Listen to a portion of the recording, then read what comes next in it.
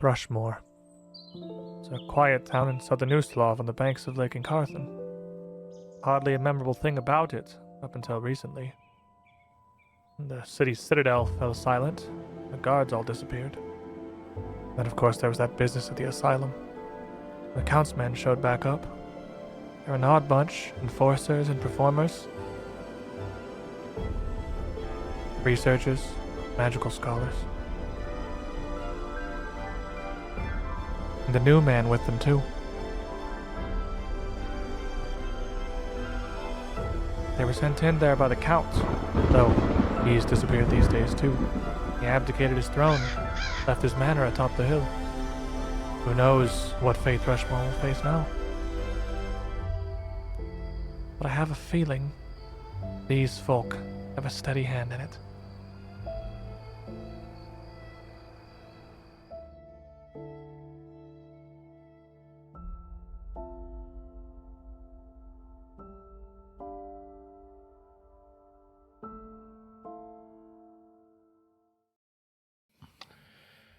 So I had to take some time. I noticed my bow was a little weird. And then so I stopped in the room next to Winters while everyone was chatting. I didn't want her to see me like this. My bow broke as I was trying to fix it. It breaks all the time. And then I noticed everything in my life has been breaking. And I just kind of cried in that room for a while. And they fought this like big ghost. And it seemed like they had it taken care of. So I kind of just sat a while to recollect. And then they kind of left. And I followed behind them, and they dealt with a lot of stuff. I'm so proud of them. They don't need me at all. I don't even know what I'm doing. And then they went to the cave, Daredevil's cave again, and then I just came in, and here we are. Hello, gang. Now, immediately upon you showing up, Cammy just What the hell? right back out. I'm gonna cry. What? It's Why? fine. It's fine. What a slightly comical depression kind of a recap is that? It's I what thought it'd be happened. funny For him to do it. It started funny, and then it got sad really got real. quickly. It got really real. Like, okay. Every good artist comes from a root of depression and sadness, Well, and hey, that's how let's he got less more sad. spells. Scott in South Dakota. MD. Hi. Only point I can give this week for my overall favorite. Keep this man. He's a national treasure. Thank you, Scott. He must be protected. Distract foe. You call that a swing? Pathetic. I'll distract him with my face. With Easy's arrival, the group of you have all come back together here in Daredella's cave, this strange little refuge ways up the coast outside of town, the safest place any of you could think of to hide in while you try to figure out what even to do. You would come back from Fort Holocaust, whereas Kevin quickly summarized for us, a lot of things happened. And that was just the tail end of it, with the strange ghost and this bat beast woman. Before that were several dozen undead, puppeted guards, and fish guys who just sort of seemed to be there. A lot of intersecting groups and things with no underlying rhyme or reason or connection that I don't think any of you can find anyway. But you are here. You are in this cave, as safe as you can be, and you now know one thing for sure. There is nothing left in Thrushmoor that can help you. The church is gone. It's empty and being used as a refuge for the survivors that came across the asylum with you. The town guard is gone, slain and raised as undead zombies. The count, the magistrate, even the royal accuser that had brought your ally Winter here in her tow are all gone. But not us. Not you. And not the Sleepless Agency, which seems to be the only remaining bastion of any kind of help or assistance that you could be hoping for. Let's go around briefly and reintroduce our party before we get going. Starting with the tale of Easy, the very chronically depressed, apparently. It's fine. I cried it all out. I'm just a normal human bard. It's been a rough day. I got. They told me not to do anything because I had stitches that morning, and then we climbed the castle walls. So it's just, just a normal human bard, just trying to stay alive and happy. was literally that morning. They're just like, hey, maybe chill today. You got very stabbed. And then you sieged the castle and killed like 40 things. In a day. Then I am Trey Huglum, a big old 6'4" fighter man, donned in full plate with a football-shaped helmet over the football-shaped head. Just having a good time after dealing with roughly 75% of the kills being me. Fighter man. Doing the fighter plan. I always feel like I'm trying to one-up him when I go after him. I'm playing MD, the 6'8". How could you? He Full-blooded gets taller orc. every time. Just adds an inch every introduction. We both do every single time. You guys are gonna be 11'9", but it's like I was a goblin when this campaign started. going through a real growth spurts. The 6'8" full-blooded orc rogue, just big, hulking, brooding, covered in these ritualistic scarred tattoos, just kind of existing at this moment, taking it all in. I'm Marius Greyfall. I'm just a ghoul, a dwarvish ranger ghoul. The ghoul in the boys' world. I do appreciate that. Like, also with each introduction, we just come more to terms with it. We're like, I'm just a ghoul, man. Like, we've gone from I'm feeling At a some little. point, he's little gonna off. just say he's a hot human. It will be acknowledged. He's above average. No, this is Galarian average, man. He is. It is I hope not. just unholy. We're just in an This is- anime world. See, the downside of living in Galarian is that a cult might take over your town and disappear you to be a human sacrifice for a ritual that doesn't even work at any time. The upside is apparently Easy's like a 5. So, like, Easily. that's your Even- trade-off. You know? Even I have 16 charisma. Like, It's a very sexy hobgoblin. apparently, Seen Bryn's art? Like, with my glued on hair and my football shaped head. I have 12 charisma and I'm so hot. Yeah. Even 12 charisma is above average. It is. 10 is average. You so I mean, like, you on the upper end of that, though. Where's Marius at on this? 8 charisma. That's what I want to see in the world. It tracks. That's what we're looking This for. man is shaped like he belongs in Minecraft. The literal walking dwarven corpse. What, you mean I'm not like the walking picture of sex appeal? That some people like him short and ugly, I guess. Even though Ugly and Galarian is so hot. Yeah, even an 8 con Galarian is like a 14 con. Have you seen Marius' Us. art? Like, That's true. That's true. Bryn's fault. No characters don't get hot art Yeah. here in the UGT show. Okay, we have standards and they're very high apparently. Why even make a fantasy player character if they're not going to be hot? What are you doing with your life? Come on. Having fun. our next character, we need to just request that they're ugly as possible. Brent's still going to make it hot. Yeah. One eye is like Can I bulged. get to 6 charisma? Is that a thing? I mean, voluntary flaws, but otherwise, no. Without 'cause a voluntary the only flaw. penalty is from ancestry. That's That's fair. the only like mechanical way to get below 10. So 8's where you bottom out. Anyway, as the 5 of you reconvene here in this cave, Cammy, very much spent and burnt from today's adventure. I imagine that all of you are at this point. It is well into the night, past midnight. A very long day indeed for someone who was supposed to just take it easy because he's got a bunch of stitches on account of getting stabbed. You know what's nice about being a martial class?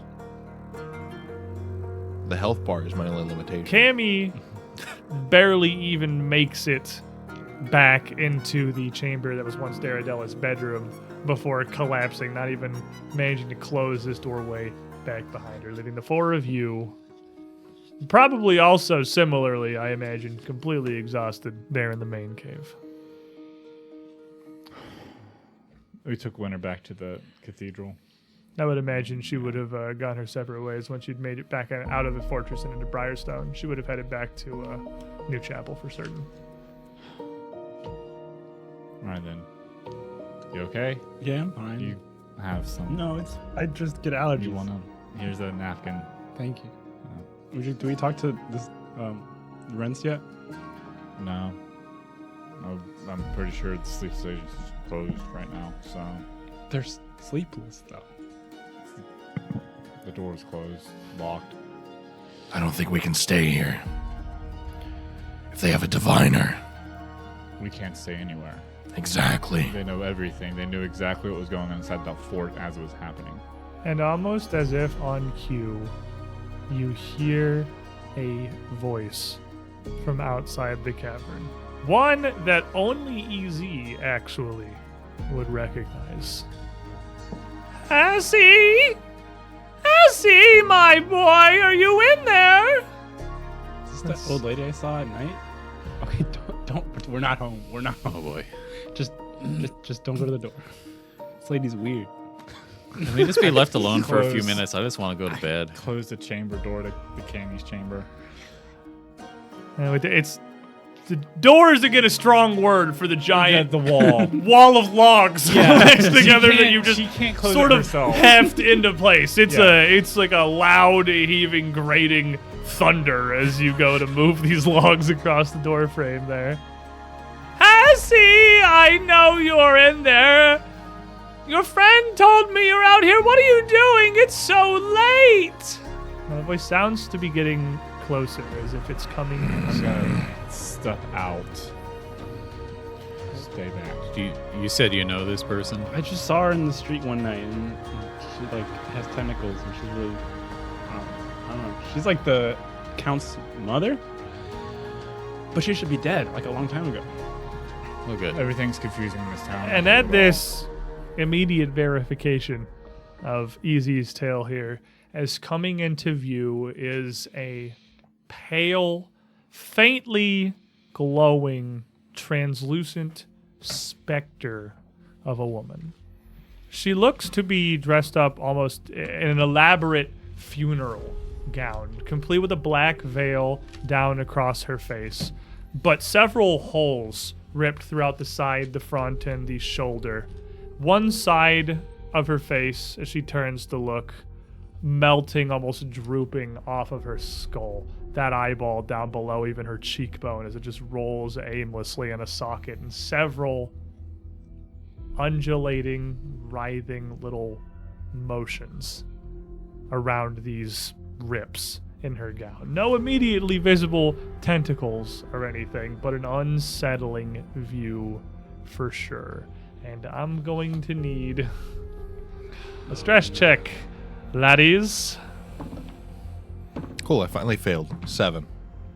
11. Only 1? You're good. 7. 2. I've seen this lady before. It's no big deal.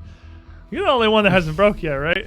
That's haven't correct. We're speed running. Oh, you haven't either? This table has it, right? This You guys are whole both. table. That table is the one that's having the bad times. I haven't broke. I persevered. You were broken in. She comes into I'm a view nice pair of boots. and looks across the group of you. Kind of tilts her head a bit, back and forth, like trying to take in the scene in this largely empty cavern. Her in the tunnel that leads in, standing in the way of the only escape, but Hey, Namira. What's up?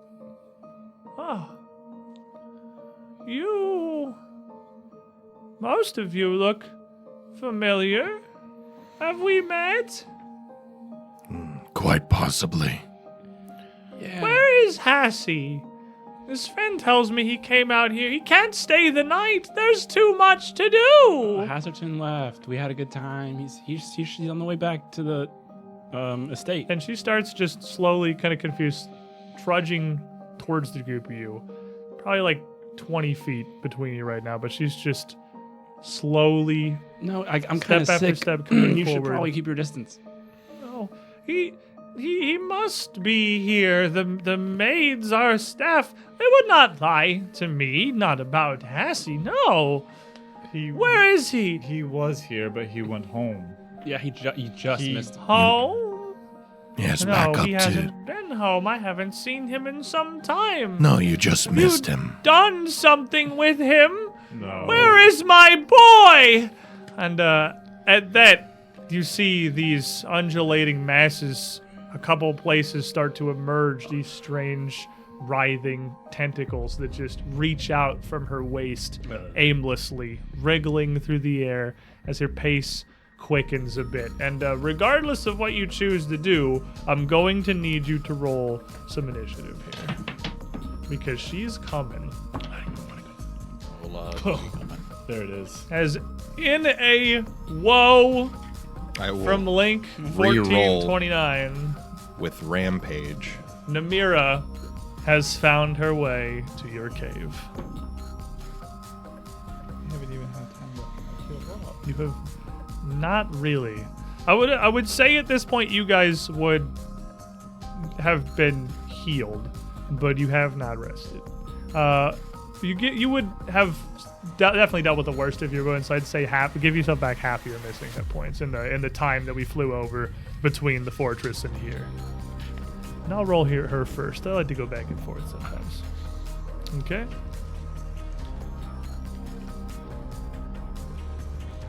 She's gonna get a 34. Dope. Easy. Okay, the 13 plus 13 plus 18 is 31. 31. 31. That's close. Yeah. Trey, 21. less close. If I remember right, I got mostly healed up while we were there. MD. 19 plus 14 is 33. Even with scouting us, she'd still win. Absolutely hate to see it, Marius. 26. 26. All right. The 19 still got beat out. She comes into the cave, and as she approaches, walking forward, all of you can just feel this wave of emotion come over you. It's not even fear, isn't even the correct word. It's not a terror that she strikes into you step after step as she approaches. It is an utter and absolute sense of despair, of hopelessness. I need everyone to make me a will save. No, this is not a fear effect. Auditory or visual effect? It is not. No, it is pure emotion. Okay. This is good cheese now. Oh no, it's okay. Mhm. No. Marius. Nat 20 for Ooh, 34. Nat 20, you're going to critically succeed. Just ghoul power. MD, I rolled an 8 for a dirty 20. 30-20 is a failure. 15. 15 is a critical failure. I'm gonna remember how, I've dealt with her before, and I'm gonna re-roll that. Thank you, Arcadis. Hey, thanks, buddy. Okay, let's go again. Okay, 13 plus. It was a will, so 13 is 26. Regular failure. Oh no. Those of you who Couldn't have have given it to him so that we have all 4 of the spectrum. the full suite, Yeah. those of you who have everyone but Marius. Marius crit failed, or? He succeeded. Oh, Not 20. Yeah, he critically succeeded. Oh, you. I He crit failed. critically. Okay, Trey I'm critically gonna, failed. I'm gonna look at you. Celebrity! I'm gonna be like, come on, are you scared of an old lady who died 10 years ago? And that's gonna be you're an embarrassment. That's a reaction. And You guys would get definitely have your reactions, like she was clearly there, and it's just So like it's the guy sprung who on was you. just crying an hour ago. Yeah, but I am small and weak. I can do that. Yeah, forceful condemnation. You get a +1 and you get to reroll. Okay. So go for it. So I'm at a +11 now. All right, so that's going to be a 23. 23 is a regular failure. So There it's we go. 3 regular failures now. That's going to make a big difference, honestly. All 3 of you, I don't instantly it is explode. a gut-wrenching hopelessness. And it takes an incredible amount of your focus not to just break down in tears. Marius, you feel this effect, and you see it affect the rest of your group much more severely. All 3 of you are slowed 1 and cannot It's a good thing you did that before the effect hit. Cannot use reactions. Oh. And she continues to approach. Now 15 feet back from you in the mouth of this cave. Why would you? Who would want to hurt him? He's a good boy, and you are evil, evil people. MD. As you look to be the first to move here, she has her hands kind of just folded in front of her, almost leaning forward, shoulders bowed as she approaches. But as she gets closer, one of these tentacles, the larger one writhing out from her waist, whips out towards you, and you see it glow a little brighter with this white energy, and it lashes a bolt of what almost looks like ephemeral whirling fire towards you. It's going to be a 28 to hit. I hate. A hit. I hate. A hit. I need these things. There we go. Yeah, shout outs to Arcadis for getting us up over here because I definitely just pulled this out of my butt for a while. It was not set up. Here is Namira. Okie dokie. You take 16 points of combined fire and negative damage as this essence passes right through you. But you see bits of your vest, your shirt, where it passes, and you feel your skin spark and burn with little bright cinders smoldering. As well, I need you to make me another will save. 17 on the die plus 12 would be a total of a 29. 29, this fire just flashes across him for a moment and then dissipates. It is your turn. I don't like her at all. Our weapons we had enough time to prepare our weapons, right? If you would have pulled him out when she was approaching, you could, yes, you would have had time. Yeah, I'm just making sure that he's ready to fight. I'm gonna step forward and swing on her. She's within reach. Take a step forward and swing at her with the razor because I'm spooked. 18 on the die. Plus 16 is 34. As you step up and reach out towards her, the other tentacle, almost in response, lashes out, spiraling towards you directly. 25 to hit. Yes.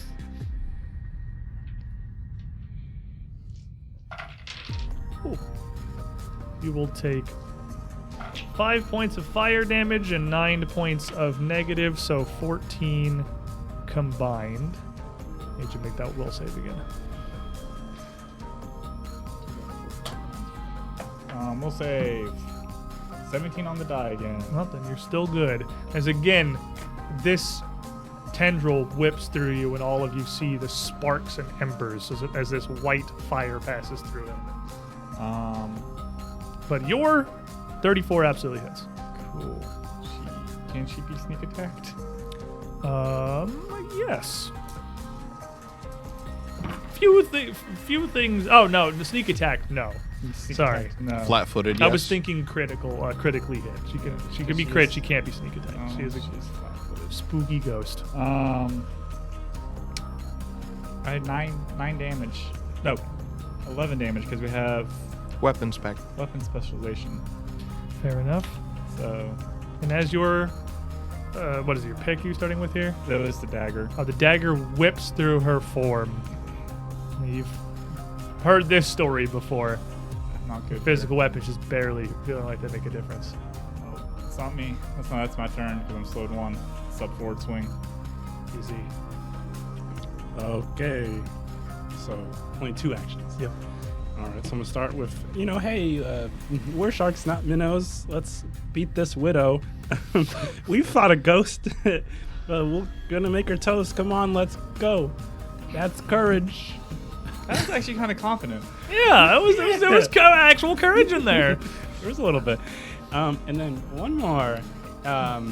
And I'm just, I'm gonna look at her and I'm gonna be like, well, old lady, your son is dead, and so is your husband, and that's Bunmo.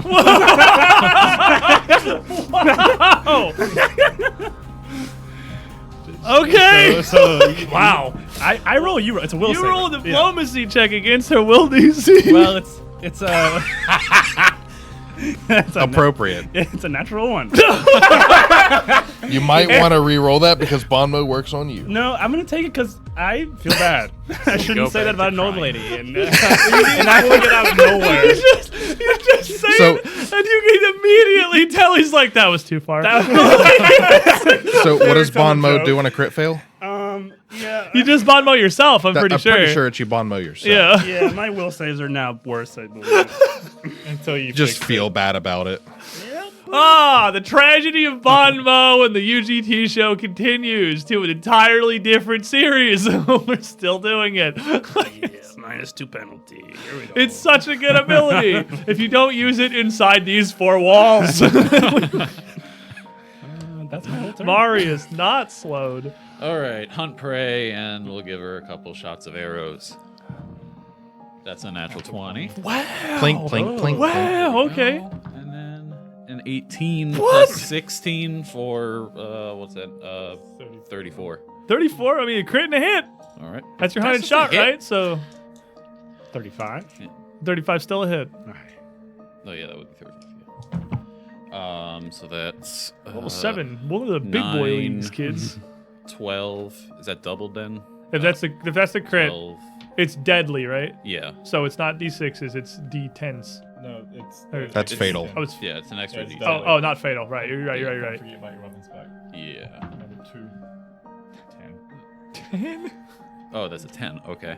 That's better than a 0. 11. Yeah, you cannot roll a 0. All right, so 9, 10, 13, 23. Is any part of that doubled? You don't 26. You don't double the 10, you double everything else. 36 total. Okay, so So 36, because you have another 13 on there. And then your second shot, both are combined for resistance, so both are combined before Ghost kicks in. that's just 3, 4, 7. One arrow, 36. One arrow, 7. The duality of man. 37 and 8? No, it's with the. Oh, yeah, he added that. So that's going to be 43. Good shot. You got You one feel more like arrow. Yeah, and so Left. she can have one more too. Before, I mean, obviously, being a ghost, you know it doesn't have full effectiveness, but these two shots punch through her form. And while this specter of whatever Namira is seems to ripple and react, the form at least reacts a little bit. The motion of the physical character in front of you doesn't. The tentacles at her waist twitch and writhe like they're being struck directly, even as the arrows just shoot through her and clatter against the far wall. Okay. 11 for 23. Yeah, 24. Last shot's just 25. Go wide. Still wide. Yeah. Okay. Trey. I have Battle Cry. Yes. And definitely forgot about that, but didn't Go want to ahead and throw interrupt. So, Battle Cry, There's for those a at lot. home who don't know, is at the start of combat, you get to intimidate a foe within 30 feet for free. It's probably not going to do anything, but that's 5, and then 20 total. No. Is she scared? No. Not really. No. But stance up, use my I forgot the name of the archetype. Marshall. Use my martial stance to just The kind red of glaze marshal. over and focus in. That is a 31. What is level 7? 23. So regular So success. just a regular success. God, that's so hard to crit succeed. It's on. hard to crit an at-level DC. Yeah. So 10-foot emanation. You hear your voices. Everybody who lands a crit, if she can take them at this point, we don't know because she's hard to hit. Well, Hey, Mario seemed Conflict like he hit frightened. pretty well. yeah. And also, you get +2 damage to all your attacks. Well, speaking of attacks, poke. Gango. Probably doesn't matter for a 24. 24 is not quite gonna land. You're gonna. I don't hit her on a 4. You're gonna get your stance. I'm up a and then- fighter. Come on. Everyone who is slowed, make me another will save. This is where I roll roll Dice flying everywhere. It's a new new chair. 17, 18, 19, 17. Now I rolled an 11 plus 12. I got a 28. So it's a total of 23 Or and 29. easy. 15. Well, good news, you. That's a crit fail. Wow, you actually do go down to crit failure. You're attempting another save. All right, so you Cry. Oh wait, +1. So it's a 16. 60 is still a crit failure. So you go down. And this is not a fear to effect. crit fail. It is not. No, it is an emotion The way effect. you said that sounds like it's a bad. Yeah. Yeah, you just don't get to make the save anymore. So like you just have it now. I just have slow 1 forever. Okay. You are slowed 1 until the end of the campaign. spell is over. Until she So dies. you just hang on to that. You know that's Well, cool. I have a thing I can fix though. You're I doing got good a- business. 29. With a 29, you overcome this brief moment of emotion. You are no longer slowed and you can use your reactions. You are still slowed and still can't use reactions either. Oh, I can't use reactions.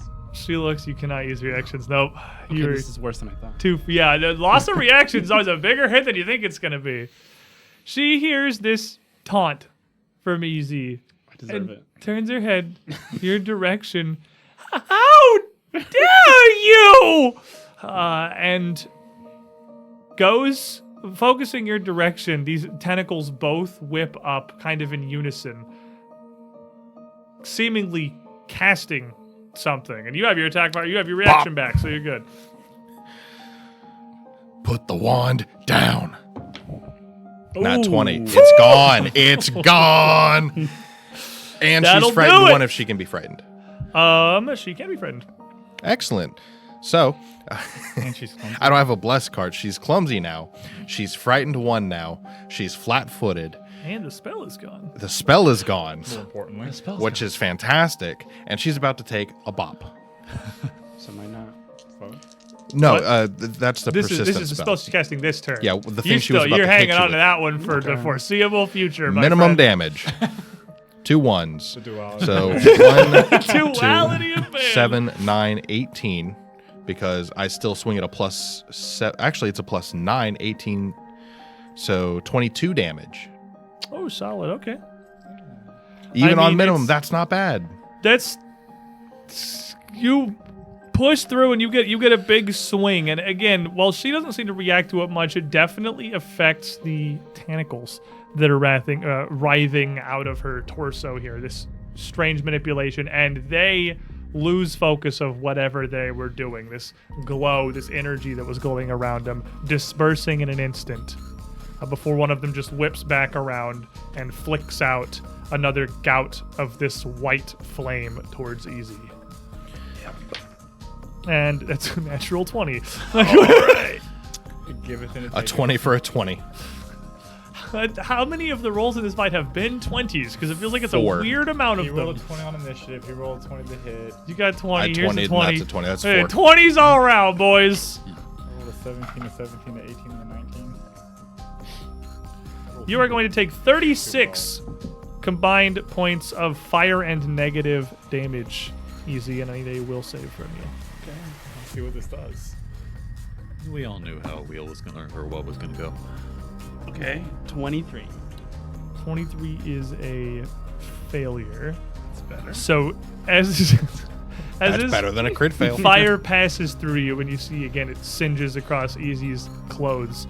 You can see this time these little embers, these little sparks and cinders start to catch and ignite their own little bursts of white fire, crackling like across that his effect. body. It's like jiggling. Yeah. Don't. So you are. It doesn't hurt. I mean, the initial flame passing through you is incredibly painful, but now you have this white ghostly flame flickering across your body, across your clothes, burning through where some of your clothes have been singed away to your exposed skin, and it's not even warm. It's cool, if anything, like a breeze. Not cold enough to hurt. It's just there, burning. Wow, you look really cool right now. MD, still slowed. Well, you know what? We're in there, boys. I don't know how to fight a ghost. We haven't learned this lesson yet. I'm just gonna aim my attacks at the tentacles now because I don't know what I'm doing. They're the only part that seems to be reacting. Yeah, they are. It's going to be the pick and the dagger. 2 dice in my hand, but pick first. For 3 on the die. I don't think the frightened one's gonna help you there. No. Frightened one flat-footed is not quite going to get you there, but And then for the dagger, for a natural 1. that almost hit. That almost Close! Really close. That's right beside a 19. He's throwing! It's not panic, it's just confusion. It's a lot of confusion. And as you swing at her, even as you attempt to find purchase here to shrug off this emotional effect, again, this smaller of the little tentacles just lashes and whips back at you defensively. It's rude. 33 to hit. I didn't even do anything. It hits. Not a crit. I've done nothing. 14 fire and 9 negative for 23 total points of damage and a will save. We'll save. Roll a 9 on the die. It's getting lower. 21. You too are now burning with this white ghostly fire. Oh, great. Easy. Hot. Okay. Does the fire affect me? Okay. And I'm still slowed 1. You're still slowed 1. You can't use reactions. It feels like chill. It's like an air conditioner, not like freezing. Okay. Even though it had just, when the fire had passed through you, the tentacle had flung, it burned wildly. All right. Well, that's fair. I might have gone a little far. So it's fine if you beat the tar. I miss my friend Galston. He's a lot of fun. Let's go to the bar. And these are just soothing words I'm telling myself at a level 4. I'm gonna do level 4 soothe to myself. That's and probably smart. I'm gonna try to feel better really fast. Hey, use these new powers. 1d10. And that soothe would give you a +2 against mental effects, so I mean it would give you a +2 on the save against this despair. You're not Okay. already critically failed. 6 and 8. That's a lot of dice to roll. And then another It's 8. 22. 22 plus Is it 4 per level? yeah, 16, so so 22, 38. 16 is 38. And I roll to see if I lose stress. Yep. We're never going to forget that. No, I don't. I have an 8. Unfortunate. Okay. Marius, as we come to you, you see these flames starting to spread as first Easy caught on this and then MD. Don't know if it's, well, honestly, just a perfectly reasonable fear of fire or what might happen here, or something more primal about your ghoulish form, but you do not want any of this. And your first action is immediately going to be moving. What's your speed? 25. Moving 25 feet as far back away from these flames as possible in just an instinctive retreat before you come back to, when you have 2 actions left. Okay. Running away. I mean, at this point, it's been a very long day, and I'm just very tired. So I'm just kind of on autopilot. So she gets 2 more arrows. Plink, plink. Imagine working a double and then having to do this. Pick up an extra. And a ghost shows up at your house, 30. sets you on fire. 31. 31 will hit. And probably not. That's 18, 19. No, super not. Yeah. So 1 arrow in there. Or another 10, 13. Yeah. Solid. Points on the board. And Not a lot of them, but a couple. 1 more. Take home. Okay. 19. plus, that's 30. 31. 31 will hit again. 6, 7, 10. And 10, that arrow's, even though it hits, it's not going to seem to do anything to her. Trey. I don't think there's anything really to do here other than just keep swinging. I cannot grab this. It is incorporeal nonsense. It's a ghost, Yeah. and they don't exist. If there's anything your journey's taught you so far in Strange Aeons, is that ghosts don't exist. Ghosts aren't real. You know what works really well on ghosts though? Hitting them. The poke and swirl. No, the poke and swirl The has poke proven and to be swirl. very effective, actually. That's So, a battle-tested strategy. 3 actions of poke and swirl. That's The right. fighter special. He broke the slow. That's a 19 on the die. She's flat-footed. So that's a 38 38 to her flat-footed. would crit without any of yeah. the debuffs. So then that will be a 25. 25 will just hit with the flat-footed and the frightened one. And then another 19 on the die for 27. As you The poke and the swirl, thing baby! that you do, and you tried and tested battle strategy. Against ghosts. Stick out the spear for the poke and swirl here.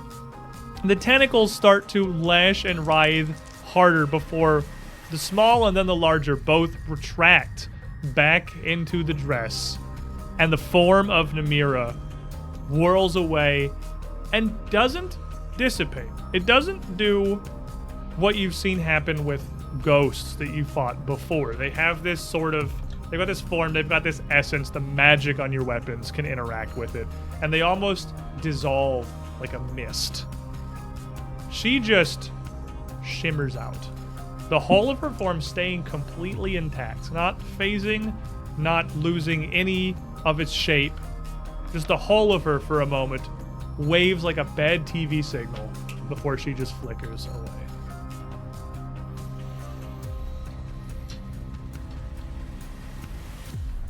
Are we still on fire? You are still on fire. Okay. I need to find you some Stop, ghost drop, and water. roll. Yeah, this floor is pretty like wet and sandy, right? Yeah, pretty much. It's like right next to a lake bed. Stop, drop, and roll. As you drop and roll around, Hey, Trey, give me a hug. it Start throwing sand on them. none of this appears to do anything. You guys aren't engulfed in flames or anything. There's just little bits of this white fire burning around the edges of where that flame had passed through you. Like nothing much bigger than a match or a candle, just in a couple of places, just flickering and wavering. Take off my vest, I take off my armor, I take off my shirt. Oh. And even as MD quickly starts stripping off all of this, you see it's not your clothes that are burning, it's your skin. Around this singed patch where that had punched through you are just little motes of flame. Take off your What skin. is this? I just look at easy. Oh, okay. Can I I'll try to make try an to focus? occultism Yeah. check, I suppose, because that What? was definitely a Well, ghost. What's your Plus 12. a ghost Plus would 11. would be Religion. religion, but I this could is do- definitely occultism. That's a spooky ghost. 11, you said? Yeah, 11 and 12. Okay. This is. So you start to look at this. Obviously, something's amiss here. You have your read aura cantrip used for identifying magic all the time, and you bring that to use. And immediately, you start to feel a pretty potent aura of necromancy emanating out from the site of the burn, both on yourself and on MD. It is not a simple spell effect either. You're able to quickly identify that both of you are cursed. This is something that can be We're in it together. relatively hard to remove, but there's no immediately obvious effect that you can see of what these flames do. You try a couple of things. You got some occult knowledge. You try a couple of simple things, remedies that may work. Magic mud. Magic mud, one of which is, well, this isn't actual fire. This is some kind of cursed ghost fire. Ghost water. Regular fire. It's not impossible, like burn away the impurity is very much a thing. You get a small little tinder twig out of your pouch and hold it up to, who would you give to yourself or to? To me. Yeah, you already have your clothes on. I already have my clothes off. The small flame of a tinder twig. Think of a tinder twig as like a larger match, like the size of a finger, basically. So a bit of a bigger flame. Just the presence of that fire, even as it gets close to your wound, you can immediately feel like the cooling sensation you're getting from these weird little motes becomes an intense and blinding burn, even just when this is like 2 inches away from you. No fire flasks. Hot. Okay, I won't buy it. Great. Daredevil probably has some, like, sage and other stuff in her cave. Like, she was... Absolutely, she would, yes. Yeah, I'll She just had try that all next of to her. Try burn. You spend the next little while trying more of these various remedies, but nothing simple, mundane seems to work. Winter can probably fix all of this. Yeah, I mean, I don't know. We keep running into more and more things that are outside her area of expertise. She kind of owes us now. I don't think a friend owes a friend anything. True. If she can remove curses, we'll ask in the morning. Yeah, for now we need to rest. Just don't play with any fire. Yeah. In the darkness, does that fire emit light? Yes. Great. Oh, no, that's handy. It is a visible fire. Cool. So even like in the darkness of the cave or alone in the corner, even as much as no matter how much you could try to hide or anything, there is visible fire burning on you. It is obvious. Work a piece of cloth to make myself a night mask. It's just a Trying nice to little sleep. nightlight. I cannot, like, me personally cannot sleep in a room with any type of light in it now. I'm so used to sleeping in pitch black. Yeah. Like, even like little blue lights on stuff. Like, I can't do complete silence. There has to be. I need like a box fan on or something. You know what's A true nice zone. about going to sleep is there's typically not complete silence. Yeah, no. Usually, it's not a problem very often, but anyways, It's quite handy. go into sleep. Go into bed. Just I love how go it's into MZ and Easy and MD that have the problem. Initial brothers all the way through. flickering flame curse. Well, without seemingly any way that you can get rid of this, little you can do, but well, hope to rest. You're just gonna lay down here in the cave and sleep and hope it's fine. You're gonna. I'm gonna soothe myself. Yeah, we're gonna do the typical fare of making sure we're not dying. Patch yourselves up. I'm gonna do the liberty of assuming you're gonna leave somebody. Yes. You could have a watch rotation Oh. of some kind, not Yeah, just be like, well, always. they found our cave. Anyway, I'm tired. Marius gets first watch. He's the best out of all of us. Sure. I wanted to keep my distance from you two anyway, because necromantic fire sounds scary to me, and I don't want That to sounds like the antithetical to the existence of undead. Yeah. It's necromantic fire. No, please, thank you. Positive That's- energy fire. Yeah. I guess it could be worse. It could be like actual holy fire. Yeah. Patched up, rested. The night's watches pass without further incident. I would say you awake in the morning, but with how late it is in the night after your siege of Fort Halicourse, and how exhausted all of you are, and how somewhat difficult it may be to rest. Once you get laid down, though, the flames don't seem to bother you that much. They're not that much of a bother anyway. It would be Gotten used to them. noon by the time everyone had gotten a reasonable amount of rest. You would awake that nooning. Slowly, one by one, Easy and MD finding the flames still burning around where your wounds once were, and even the flesh where that fire had phased through you. Seemingly impossible, even with magic, to heal entirely. It still looks like it's welts, like it's burned, like it's almost a little bit boiled and raw, even if it now feels fine. You find that you cannot wake Cammy. Did the baldric ever stop glowing? It would stop. By the time you wake up, it would no longer be glowing. Okay. Well, Cammy won't wake up again. Back on this old trick.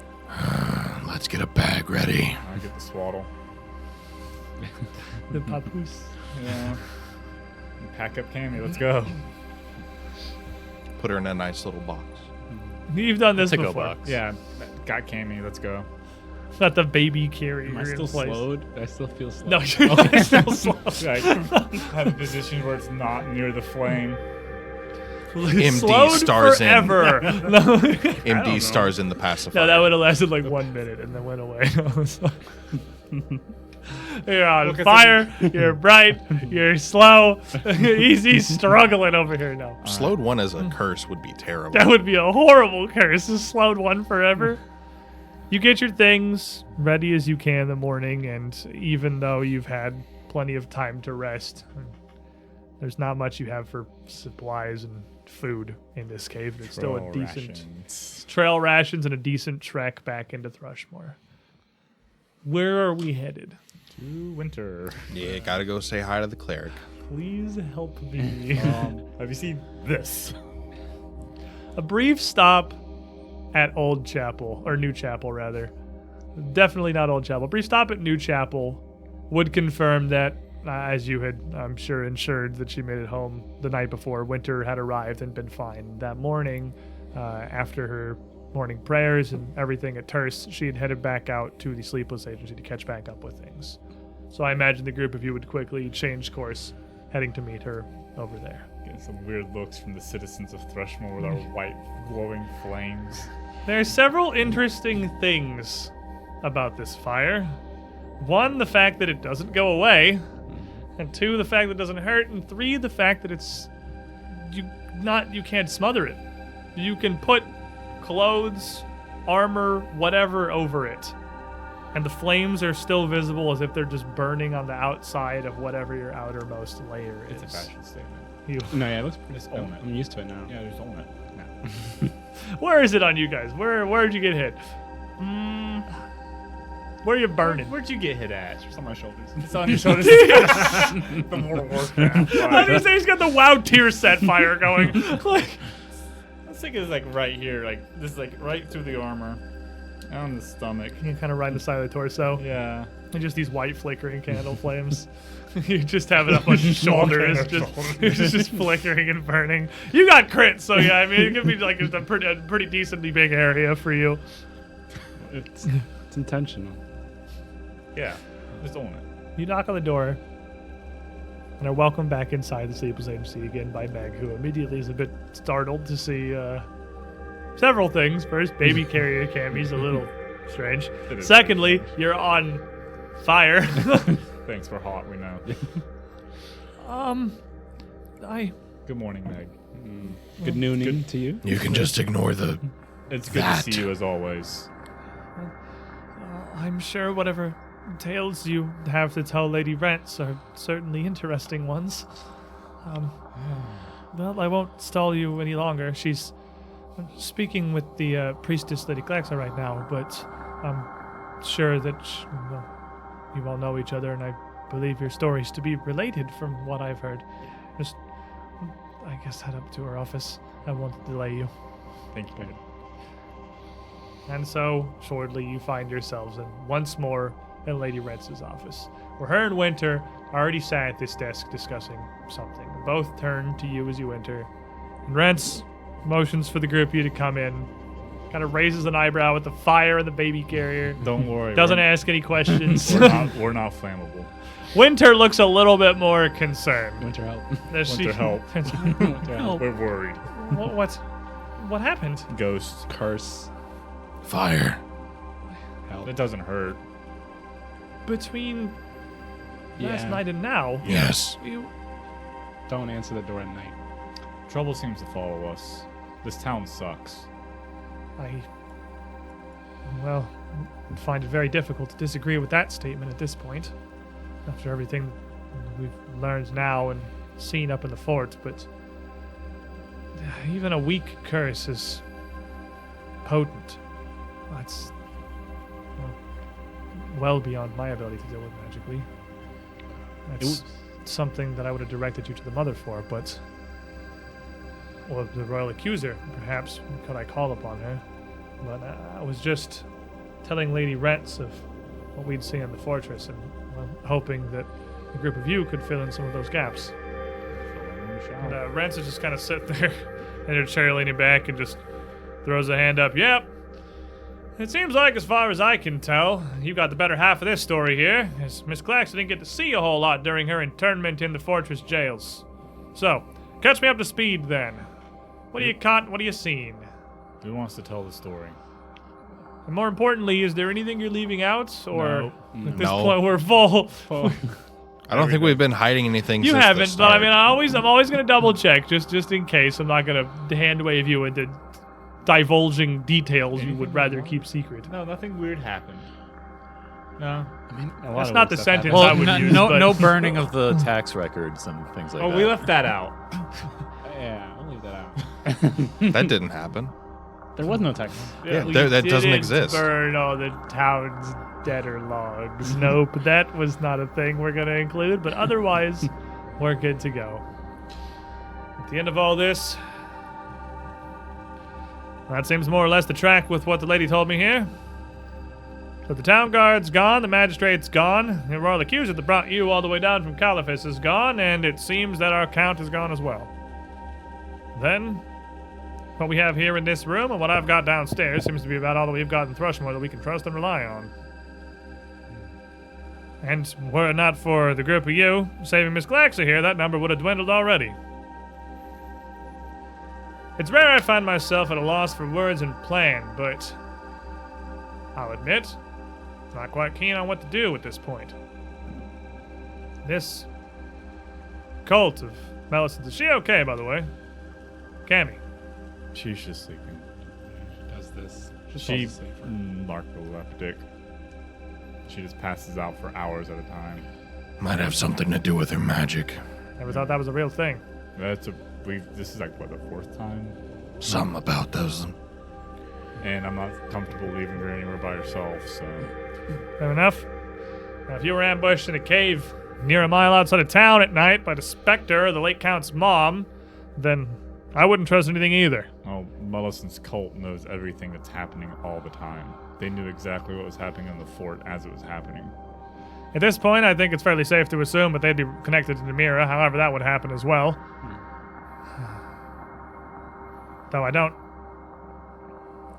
The sense to be made of this is limited. I've never seen so many points on the board, had so many bits of information, and not a single way to put any two of them together. I mean, the undeadification of the town guard's simple enough. If they have the power to take down all of the guards of Thrushmoor and raise them as undead, well, that's necromancy. That's something a powerful enough mage can do, and they seem like they got fine kinds with everything they've been getting up to. But these fish folk, the ghost of the Count's late mother, well, assumedly late mother, missing mother, I suppose to be more accurate. I think the fish folk came from the lake. Logical, but why? And how are they connected? Does it even matter at this point? Is Thrushmoor just doomed? Yeah, more or less. Well, not something I'm ready to accept. I don't know what to do about it. Didn't we have other information about stuff at the bottom of the lake? Zamindor's. Zamindor. Zalman. And you're not supposed to say that name for some reason? The Daradella was obsessed with something in the lake. Yeah. Even Reese was spooked about it. Yeah, the cult's obsessed with a bunch of stuff. This Zamindor, it's... Do you know anything of this? Is it a creature, a being? Well, A apparently spirit? Marius is the seed of it. Or has It's some a being, yeah. I think. But otherwise, we don't really know. Just kind of heard the name and apparently on the seed of it, connected to it. them. Which is the ravings of a mad woman. Possible and likely, but given the amount of power the cult seemed to have access to, I wouldn't be that quick to dismiss anything out of hand. Anything they might be using as an advantage or font of divinity is worth considering. And you had that one friend in the lake, didn't you? Apparently I knew some of them, maybe just one. And that one's odd to me too, because that implies these fish folk have been here for some time. It's not an unheard of story. Same about the same tier as hunters going out in the woods, coming back complaining about manticores or something of the like, seeing drakes flying overhead. You hear these strange fish beings, mermaid tales from sailors. But if they're an actual thing, just like so many things in Thrushmoor these past few weeks, lending validity to old wives' tales we dismissed long and years ago. They're not common, but I have a handful of reports from various fishermen that had seen something of the sort back in the past. You said you spoke to him on the town's pier, right in the dock. Apparently, from what I was remembering. They have been under our noses this entire time. Well, if they lived in the lake, and there's something down at the bottom of the lake that may be some kind of a source of power, do you think that's what the cult's been focusing on the whole time? And there is also the phrase, what was the word she used? Something about the stones. Oh, the Stella? Like The Stella. that's what they're using to teleport, I believe. No, they're teleporting through the chalk drawings, all those on the walls of everything. They're using those to somehow move. We watched EZ walk right into one. Just about every problem the town's had so far seems like it could be traced back to Melicent and whatever's going on up at Iris Hill. And she used the thread. So I don't know that there's going to be a better place to get any answers from the mouth of the horse directly. Yep, that's the plan. But what are we going to do about it and how? If they Kill have the them. power, the ability, the magic, whatever it is they're going about, and the extra forces to call upon to take down the entirety of Fort Halicourse, a fortress, mind you, meant to withstand sieges. Yeah, but if it starts from the inside. Well, they had the forces. We've killed all but one of the vampire things. It seems like every third building the group of you walk into here in Thrushmoor has more of their forces. And some kind of demons they've been conjuring, or beasts from beyond the known, or fish folk. Who knows what might actually be up in the mansion proper, if that's what they are. None of us can see, not since they had that hedge raised up a couple of months back. Is there any floor plan of the mansion? Like in I've been up there personally plenty of times. I imagine Winter has a few as well. And Winter just kind of shakes her head. Well, fair enough. The accuser then, if we could ask her. It was an open ground. There's a couple of buildings, guest house, stables, all detached. The kitchen, the servants' quarters are separate buildings as well. They had a little gatehouse, but it was really just more for checking in. The manor itself was a freestanding building, and it used to all be visible from right here. You could, and she just motioned, turning to the window back at the back of her office. You could see right up on the hill and see the entire grounds. That hedge is new. That was something Count Lyles IV had grown up 4, 5, maybe 6 months back. Popped up overnight and never really said anything of it since. It was a full hedge that just grew overnight. Out of nowhere. Like I said, the top of the hill was clean. It was sort of the jewel of the town, they would say. The Lyles family really liked that. The physical location, their manor, physically lording up over the town. A place of prominence. Not necessarily one of overbearing power, just something that all the town could look to. It wasn't until Lyles IV had that, and you can see how tall the damn thing is, obscures the first 2 stories of the mansion. You can barely see the roof of the thing. Suspect. Could have been similar to that rose bush. Oh, Could like be. instant growth. Or Daredevil was a druid, right? There's a lot of things. I don't think it really matters how he got it. Just matters that it is there. How it came to be seems to be more or less irrelevant. I certainly thought it was suspicious, but It's been used to block out activities. You can't see what's happening, and that's where the cult's based. and I haven't been up to the Iris Hill personally since that hedge was installed. In fact, only one of my agents have, and unfortunately, you know how that story ended. You know, she's in the ground. So what's changed since then? I couldn't tell you. We couldn't tell you either. Fort Halicourse was the civic center. It was the town hall, it was the chapel, it was the council chamber. It had weddings there, even. If there was a floor plan of Iris Hill to be found up there, but I don't know if it'd be safe to go back in now if the cult knows things have gone there. Besides, anything of value they might have nicked already in the night. I don't think it'd be very wise to stick your necks back into a place they know already has been compromised, especially with an entire evening for them to set up any kind of traps or ambushes they might want. You could turn the place into a veritable madhouse. We should go during the day. Based on what that half-human thing said. Someone up there can't control themselves at night. They should go during the day, but do we just walk up there? No, Might as well. No idea. It's a public house. Like I said, you can look right now and see the gatehouse from this window. All the town can. They can't exactly come blowing down the door and accost you right there. Once you're in the grounds, this hedge obscures you from the view of most of the area, but they couldn't do anything to you at the front door, not without it being very public. Which, admittedly, with all the work you've done so far, you might just force their hands. Yeah, they're already one is dead. But that in itself is progress. If we can get the rest of the town a clear view of what's happening, of their enemy here, of whatever is happening up at the hill, that's something. If you ask any Galton, revolutions start from the ground. We may have more allies than we're thinking. You're discounting the people of Thrushmoor. They've got no reason to like this any more than the rest of us do. Hell, they're the ones that have been disappearing in the night. Yeah, Galston has like a crossbow the size of a horse. Oh, if we can get The hard part will be separating out people who are in the cult and who are not. That I'm afraid I can't aid you with. With how much they've done throughout the town, and the fort and old chapel and everything. Were I you, or were we to share a mind, I'd head in there assuming every last one of them was affiliated. We don't have to separate who is and isn't. Kill our way to the head, cut it off. Cult dies. hopefully. Everything you've brought me and everything that I've seen, which admittedly compared to you is surprisingly little, seems to root its threads directly back to this Melisande Kokoro. The old seneschal of the town. Well, still the seneschal of the town for now, and that seat of power gives her a concerning amount of sway with the citizenship should she need it.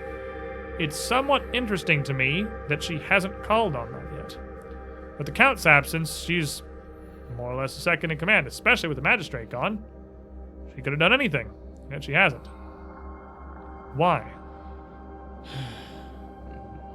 That's the only thing that concerns me directly. Well then. Let's try and break these curses, and then just deal with it. I don't know much about a curse, but you've done about as much work for the Sleepless Agency in the past week or so than, well, myself or anyone else in this building.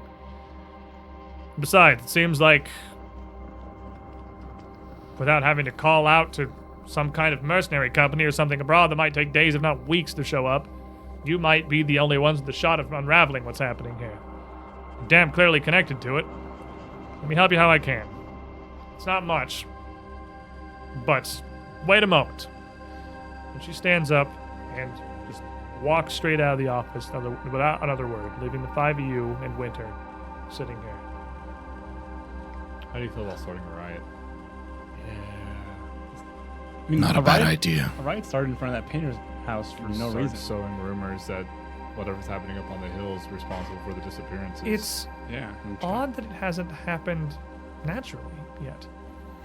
With all of the leadership of the town having been gone, and all these woes they've been facing, how haven't the folk just risen up to stand against Iris? We calmed down the last riot. There was a riot. But it Right, was about a painter. painter they blamed thought him- responsible for these strange frescoes appearing upon walls, but I'm willing to nothing bet. against the town's leadership, nothing against the count or the mayor. I'm willing to bet that Melisandre's been using some kind of mind magic. Doesn't seem like it's beyond her capabilities based on everything else we've seen. So, that's it then. Well, I suppose you stormed an entire castle. Literally. A Well, mansion should be no difficulty then. The castle was supposed to be a stealth operation. We're not very stealthy. We could just burn down the entire manor. Hedges and all. The buildings here are all made largely of stone. You could start, but I don't know how much damage it'd really do to the buildings themselves or whatever's inside, aside from just giving them time to gather everything they need and relocate entirely. Which, who knows, perhaps they've already done. No. What are your plans then?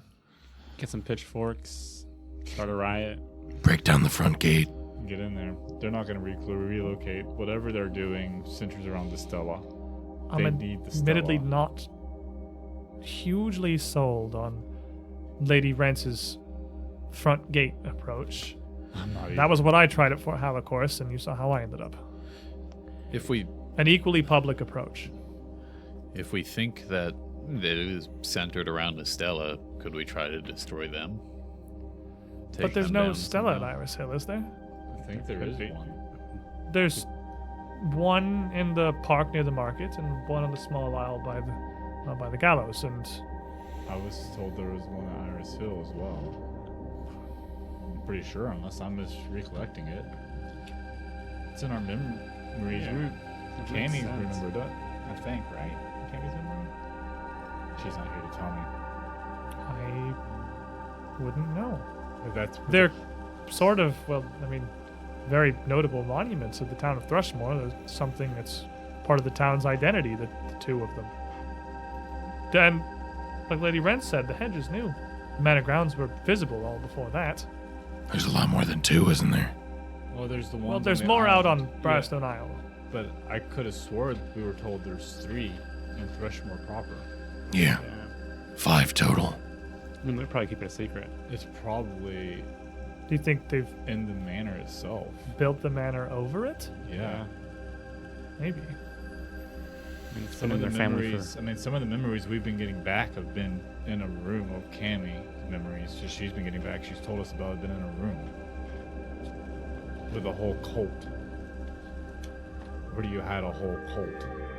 That's fair, I suppose. Couldn't exactly march them into the park. Well, honestly, with their hold on Thrushmoor so far, maybe they very well could. At that point, the door opens back up, and in strides Thrushmoor's only hope for you guys having any assistance whatsoever. Lady Rents comes right back in I hear it. with a armful of little objects, and she comes up and just drops some across the table. And it's 3 little rectangular stones, clearly rune stones, all of similar types. Let it never be said that I don't provide for those that help me. Mostly it's just Jocelyn that gets much of the use out of these, but any particularly questionable investigations, I'm always suited up with a little bit of extra protection. Well, now the numbers here at the Sleepless Agency have diminished fairly far. I don't need quite as many as I have. Runestones, are you familiar? Got a few ourselves. Well, these ones are fixed to armor. Make it just a little bit more effective. Just the difference between life and death. At least I can say I've helped someone. I've only got the 3 here on the runestones, unfortunately. Not enough to provide for all of you, but, well, if it helps, it helps. Does it look like the one I have in my armor? It does. I mean, you with no knowledge of runestones and just looking down at it, it's I have at knowledge the of very runestones. least easy. You could certainly what? Oh, that's true. It's crafting. You could tell. Yeah. You could look down. It does look like it's probably a very similar effect to what you have in your armor. These are 3 lesser potency armor runes. Cool. And that just simply make armor into +1 armor. It is just a free +1 to your AC. Sounds If you like put 1, 2. You already have one? I have Probably check one for Cammy. No, Cammy has She has one Cammy's got one. closed. Okay. Yeah. So we only need 2 of them. Fair enough. Hold on to the other just in case somebody gets new armor or something. Why not? That's the least that I can do. If it comes in handy, it comes in handy. If not, maybe the coin can. Thank you. Generous. Generous. Generous. Hell, I would say I owe my job and my business still being standing here to the group of you, but honestly, with everything that's happened in Thrushmoor so far, I feel I owe you my life. This Malevolence's been able to take down the entire town guard, everyone in the old chapel, the mayor, the count, a royal accuser from the capital. The only reason that I can imagine, that I can find, she hasn't come here for me is that she fears the wrath of you 5. She better fear me. Maybe she just didn't want to antagonize you early. Or maybe she didn't consider you a threat. Either way, your mistake. I don't think she considered us a threat. And now she's regretting that. It's funny. This whole thing could have been avoided if they just hadn't treated us like enemies from the start. They could have talked to us, done anything. We could have been on their side instead of yours. Everything in my books says that that's how it started. Whatever's going on up there at Iris Hill, as I said, most of you were a part of it. Except you. You're clean as far as I can tell. You're not even from here. And damn, if there's anyone we should be apologizing to, it's Marius over here. You got precious little stake in this. Nothing at all. Oh, he lost his Yeah, I life got over the mixed whole up thing. into it. Yeah. I have to ask. If you can't even remember Thrushmoor, you can't even remember where you came from or what you did, why are you willing to lay your lives down like this? Oh, I just want Spite. to kill Mellison. I kind of tried At to this leave already. point. Didn't work. Sunk cost fallacy. At this point, we've been inconvenienced and pushed to the brink of life and death so many times over something that could have just been presented to us. Why not finish it? Fair enough. Well, then I wish you the best. Just want to break everything Mellison loves. I suppose it's not just your fates, but at least all Thrushmoor's. It lays in your hands. What a happy coincidence. Sounds ridiculous, but I've never seen a situation where it was more true.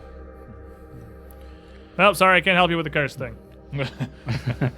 That's what we were hoping Winter could fix. Once upon a time, I knew somewhere to direct you, but then near everyone in the chapel up and disappeared. Well, you can address that problem at its source, too. All our problems go back to Mellison. This is great. Did you say you had at one point been up to Iris Hill? Of course. I've worked in Thrushmoor. I've built this business, a sleepless agency, up with my own two hands. Been here for decades. Would you know from, like, be able to provide us a interior map from memory at all? I can tell you what much as I can. Most of the structures other than the main mansion are just a room or two. The guest house has got an upstairs with a small bedroom and a changing room and a little storage area. I've never been inside the servants' quarters, but I can't imagine there's anything in there that's going to be terribly shocking. What's about the stable? There's a stable and might just be more guest rooms up the stairs from there. Never had reason to go in there either. The manor itself, I've only seen the bottom floor of. There's a couple of entrances. Its main entryway leads into, well, of course, their foyer, where to the right-hand side, you've got the dining hall, and to the left is their library. There's stairs that lead up to the upper level on either end. I don't believe I've been upstairs. All the meetings I've had with the Count or any of his folk have been mostly in the library and the receiving area. Is there a basement? I don't know. Couldn't tell you. The manor's been there long enough, they certainly could have built one if they wanted. Anything interesting you remember in the library? Well, it's a fairly impressive collection, I'll give the Lyles family that. But, no, nothing in particular. Seems fairly mundane. A couple of tables across the middle of the room, seats for reading, bookshelves around the outsides, and a fireplace. All right. If there was more I could tell you, I would. But I could tell you I didn't see any Stella while I was in there. Nah, that'll be plenty enough.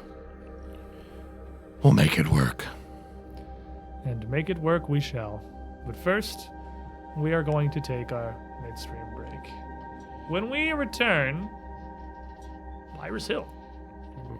What else is there to do? What else? We have two options: Start a riot. deal with the problem or leave. Hey. At this point, she's Dealing caused too many issues. With all of the accessory problems of Thrushmoor is only going to get us so far. Thank you all for hanging out. Thank you guys that have been supporting the show with your woes. I get to just throw a spooky ghost at the party like that. Arcadis for that's a lamp. Arcadis for throwing that together real quick. Scott, South Dakota is always with the hero points. Anyone supporting with the subs and all that. If you want to help us out a little further, we got a Patreon and a Coffee. They do the same thing. It's $5. You get access to our behind the scenes content, our post shows. Also, any of our sponsors, Norse Foundry, Eldritch Foundry. We should make more friends with people with just specifically Foundry in the name. Arkin Forge. We got partner codes with all of them to give you a discount and help support us directly as well. But before we go, I got even better news. Because we got Strange Aeons on Saturdays. We've had Abomination Vaults going on Sundays for a bit. But here in the very near future, we're going to have a third ongoing campaign. That's right, the Undeniably Good Time. 3 campaigns a week. And here's your first little peek at the new one. New year, new campaign.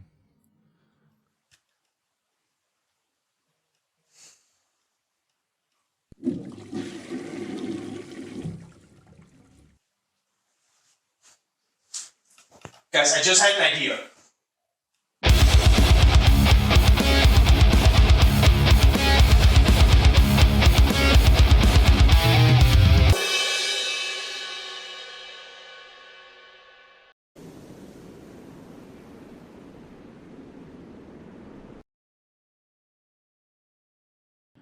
Welcome back, everybody. That's right.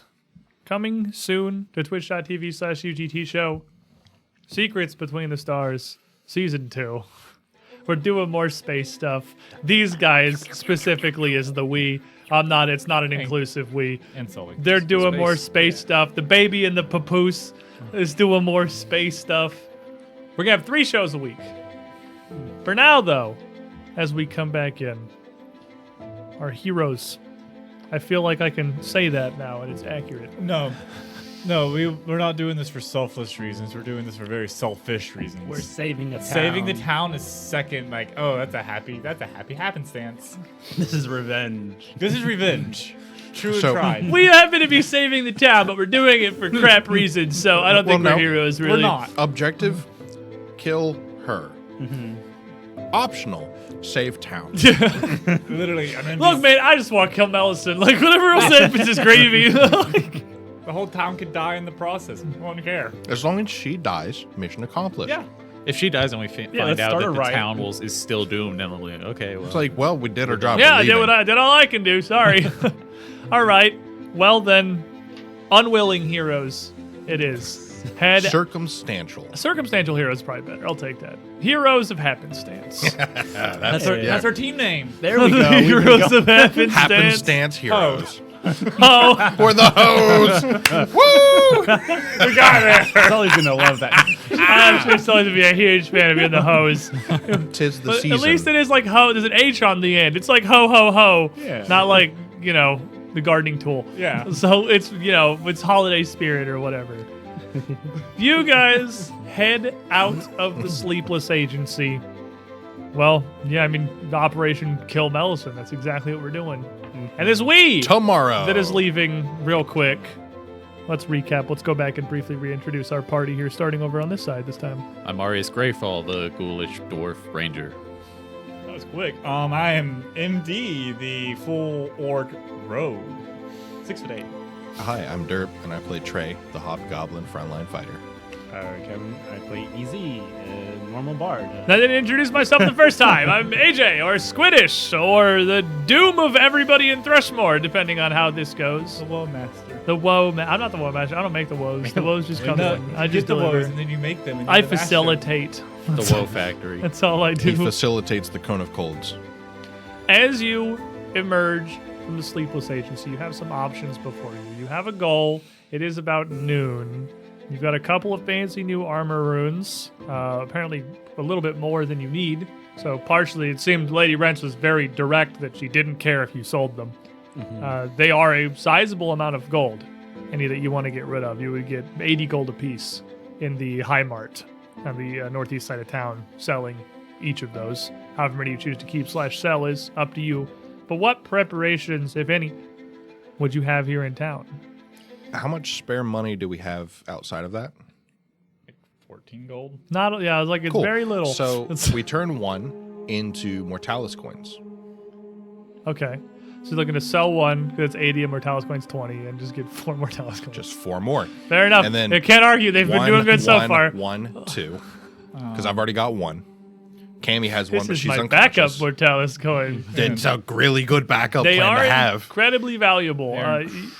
You could certainly take this to the High Mart and turn 1 lesser armor potency rune into 4 Mortalis coins if that was something everyone's writing. It sounds like everyone's on board with that plan. They're like, yeah, I'd like the armor talisman that makes me not die. That's cool. That sounds pretty good. Sounds pretty good to me. Um, Mortalis coins for everyone. Hey, so this is a fun thing to try to sell something you stole from the fort. While we're doing this, I want to sell these 2 crystal goblets that we stole. Get a market price for those because we need more health potions too. So the See a problem appraiser. that you're going to have is that those are pretty recognizable. I don't care. Well, yeah, but I mean, you're gonna have to find someone that's willing to buy them. Reese. As you pull those out, you do. What are you doing with these? What's your attack here? Walking into the middle of the market. Still gonna So like sell you walk some up to a pawn stall and you're like, how much for these? How much for these? You know, You can tell that they're pretty distinctive. I mean, they're someone- not just fine. They have very specific, almost stained glass kind of designs on them. They're gonna be recognizable to anyone that has seen them. It's property of the count in the bottom. Well, the count's gone. if found, please return to. We need to report us to the count. Yeah, who are you gonna report us to? The town guard. There's got to be someone in this town that's less than reputable. That isn't us. Or Bang yourself. bang. Oh baby, it's time for crime. Yeah. So you're looking to fence these. Yeah. That's what you're looking for. Okay. You got like underworld lore, Mr. Rogue? I got legal lore. Legally, he would know who the shady people are. That's the opposite of what we need. I didn't build this character, sir. That's the polar opposite. You have a fine understanding of how much trouble you could theoretically be in. I'm trying to. If there were guards You're now afraid. or a judge. Then I guess it would just come to.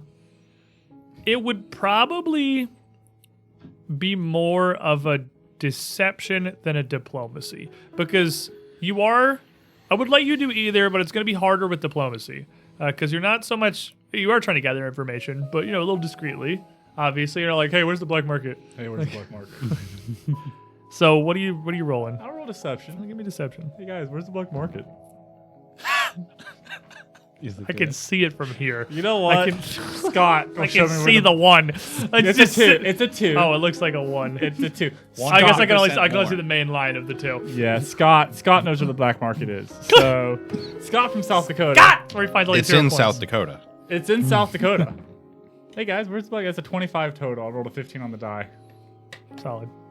A 25 definitely. Scott? This is a difficult object to move because while it is very valuable, it is something that's going to have to be resold outside of Thrushmoor and very possibly outside of the entirety of Versex County. You learn two things. One, where you could sell them. Someone that would be willing to take those off of your hands. And two, they were part of the marriage ceremony that they would conduct in the Civic Hall up in Fort Halicourse. Those are for the marriage ceremonies. Not anymore. He'll give you 25 gold. It's going to be really a lot of effort for him to move. So though, like the item itself For is the marriage ceremony. clearly quite valuable, he's got to put a lot of legwork into reselling these things and getting them somewhere to the market. So 25 gold's the best he can do. Well, if Easy and Reese tie the knot. Yeah, I'm gonna hold on to it to my friends just in case they get married. Then I'll come back to you. Be like, I might need to use these. Give me like 2 days and I'll be right back. Slightly more used. I mean, like, Yeah, getting married is gonna fix this relationship. Yes, it totally is. That's No, having the kid is what will fix the next time you relationship. see Reese, just drop the one knee immediately. We'll see how much progress we Give you a can. ring right now. Do you want a ring? Oh, you're giving me flat-footed. Thank you. Wait, don't you have an extra ring on that you can let him borrow? I don't. You feel like you're being watched. Passing it down from By your family members. spouse all the time. Oh yeah, it's a new day. Can't I try and figure out what the ring is again? Plus 12. No, Cool. I literally rolled a 1. Hey. But you already know you misidentified the first time. He gave so. me the ring. Alrighty then. Okay. So we don't sell it. We don't get potions. I have some. I just want more. Safety. True. Okay. Okay. All right. So we go now, or do we put on the runes? I think it'd be better to go now. Okay. Just don't get hit. Okay. You're really good at that. Yep. The two people who need the runes are the people who don't end up in melee. Sounds good. You'll be fine. Are we doing the riot thing, or are we just going in? That'd take time, probably. Yeah. I'm not really good with working a crowd. No matter what we do, they're gonna know we're coming. Yeah. Well, we can start a riot. We can try to start a riot. That sounds fun. I'm game. Cool. So what's your plan exactly? The start a riot's a goal, less than a plan. Get a bunch of pitchforks, and we go to that center where the other riot was, like where that like podium was. It's pretty far from Iris Hill, but you could start there. That's like it's like a very south. parade. So Iris Hill is like all the way up in the northwest corner. So it's kind of opposite of where Old Chapel and the High Mart are. It's the most western thing in town. Way Is there a off to the town side. square or town center? Is that? I mean, that's about where the previous riot was, but that's kind of like center south without going off to the two little peripheral islands of the town. It's just like the kind of the southern, almost near lake shore of the town itself. I was thinking that if we wanted to try to start a riot, we would probably want to try to go to like the tavern and start like a whisper campaign first. We have to definitely start that all over the place. Yeah, but that Why would don't we spread still out? take a lot of time, and we'd probably be going up to Iris Hill tomorrow morning. yeah. We could take your armor to Bang Bang and have him work on it. Have Bang Bang fix the armor of one of you. And then the rest of us spread out and start a whisper campaign ending in the center of town tomorrow to go up and burn the entire building down after we're done. For all I care. I really don't care. I say we get Easy's armor fixed up. Marius can take more of a hit than Easy. Easy gets hit once and he folds over It's true. and starts crying. Hey, you cried. weren't there. Hey, real men cry. It's okay. He cry a We're allowed lot. to have emotions here, okay? Are we? So that's the plan then.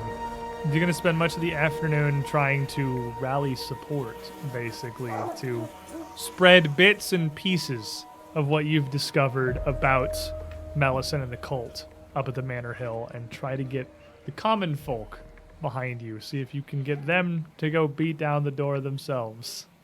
You know what's real easy to get the people's support? We have proof of who's been making all the paintings and graffiti everywhere. And tomorrow morning we will publicly shame them in front of everyone in the town center. You have Also drinks. so far And everything drinks. everything you go to deal with the cult, you find either like horrific demons or hordes of undead. And just to verify, your plan is you want to send just a horde of innocent people into whatever is up at Iris Hill. Did I say I was a hero? I also just suddenly realized that maybe Let's Split Up gang could end badly. I don't mean split up far. I mean like two people go to the docks and then two people go to the tavern because they're not far from each other, and then we spread news like in a wave. Anyways, it's to make our approach more public. Yeah. Fair enough. Because And then even if everything goes the way they want it to, the cult has still been exposed to the public. And also, there's only one more demon. So you can leave your armor with Bang Bang. That's easy enough. You can do that. You'll get a rune installed for you. And then the group of you are going to split off into pairs. And this is very definitely going to be diplomacy checks. I can't intimidate people. You could intimidate them. I think I mean, it's he'll be making the gonna diplomacy be like a checks. little less effective, but like you can intimidate. It'd be a little bit harder, but I would see logic pairs, there. I Well, think. Oh, I'm very bad at I think diplomacy. Easy and Marius go and me and you go. the more I think about it, the more I'm like, yeah, actually intimidate's perfectly fine. Because you don't need to intimidate them like with you. You need to make them afraid of whatever their Malevolence doing. So yeah, diplomacy or intimidate, 100%. Okay, it doesn't matter how we split up then. Cool. 2 and 2. Perfect. Works fine. Then go ahead, Yes. and you're spending. We have to be friends now. Like the We'll rest of the day. You spend the rest of the day doing this. So I'll do it as just one roll. We'll have both teams roll, and I'll literally just take whoever rolls higher, with Okay. your modifier and everything. Whoever gets a higher result. We'll start with these two, with Easy and Trey. I thought we were both rolling. You will, and I'll just take whoever's higher. I was gonna spend reckless charge just so I could read it out loud and let everyone know how bad it is, but I rolled a 1 and I need to re-roll that. What did you get, Easy? I got a 14. You could just take Easy's. Yeah. Yeah, but I want to intimidate them, and this is a pointless roll that I can spend it on. Reroll away, my friend. 2 and 2. Ooh. Doubled. And- Wait, hold on. the dice test. It is slightly cocked. It didn't fall. I tried. So 14, what's that give you total? You I got a diplomacying, 17 assume? total. I'm performancing Oh. because I'm making a little song about it. Okay. And it's a versatile performance, but yeah, so it's plus 17. So We're gonna Pied Piper a bunch of people to their maybe not deaths. no, it'd be fine. So That's 31. just a solid 31. 31. This side of the table, MD and Marius doing their best That to was a rally heck of a support from roll. the people. Okay. I saw it do a little twirl. You saw the dance. It was excited. I got a total of a 20 on Intimidate. I got a total of 21 on Intimidate. Hey. So we have 3 people intimidating with middling to no success. We're spreading scare tactics. Meanwhile, the town celebrity, this people will rally behind this man. Penny. Yeah. Like this 2 penny, man. the That's Do the our frog guy. song! Oh, we're in the You- middle of doing the thing. We go, oh my god, is that 2 penny? You two over here, Team Marius and MD, It's a bad team. you find very little success. Yeah, it's not that you aren't able to successfully intimidate people. It's very easy to make them scared right now. But you find out very quickly that's not really helpful to you. They're already scared. They have nowhere they can really go, and more fear just makes them less likely to do anything. Like they're more. You're gonna come back tomorrow morning and their windows are gonna be boarded up. Like they're not gonna go riot in the streets. I mean, honestly, that's also not a bad choice. Meanwhile, over here, 2 penny, 2 pennies got some guys. You've got some numbers behind you. You are already like Thrushmoor's sweetheart here, and you are literally on fire. Like Literally, just, he looks cool. it looks cool, man. They don't know what's going on with this, why you are flaming. They just assume this is some kind of trick of yours to get more attention, but you can't stop finding support. So what is it exactly you want them to do? Cat. Meow. Even the cat is there Even to support the us. cat's here. The cat is Malevolence. Yeah. That would be Can't a stop horrible hitting twist. this just table. kind of just riding up like similar to what we saw when we came into town and they were like against the painter. Just starting a chant, just like Melison's a clown. She wants to burn the town. We gotta go up the hill. Melison, we gotta kill. That took a wild twist. So you, with a 31, definitely find a lot of success here. And by the time you've made your way from the tavern down the street to like the center of town, this word has already kind of started to spread organically around you. You're getting to people that are like, oh yeah, 2 penny. This is about Melicent. This is about the seneschal. This is about the count's lady. Whatever they're doing, and then this is. You get a little bit further, it's gotten, well, a little twisted is not the right word, but it's accurate, really. Where people are like, oh, Melison's behind everything. Melison's trying to overthrow the count and the magistrate. They're trying to take control of Thrushmoor. Trying. You wanted this to be lined up for tomorrow. Yeah. But not exactly how a riot works. You are definitely successful. And before you've even gotten all the way across town, people are trickling over to the base of Iris Hill.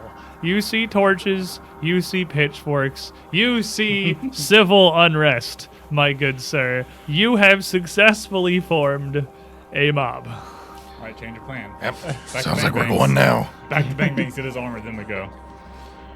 Okay, walking back. Never mind, Bang Bang. So, what?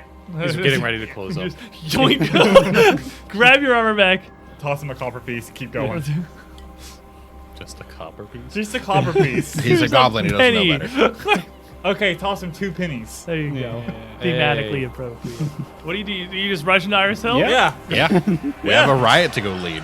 You've got a riot to go lead. And we've did got it. Sirenscape back. You come to your mob at the base of the hill here. And Iris Hill is very literal. It's a big hill that looms up higher than Fort Halicourse's mound, but of course lower than the massive turrets and castle walls they have there.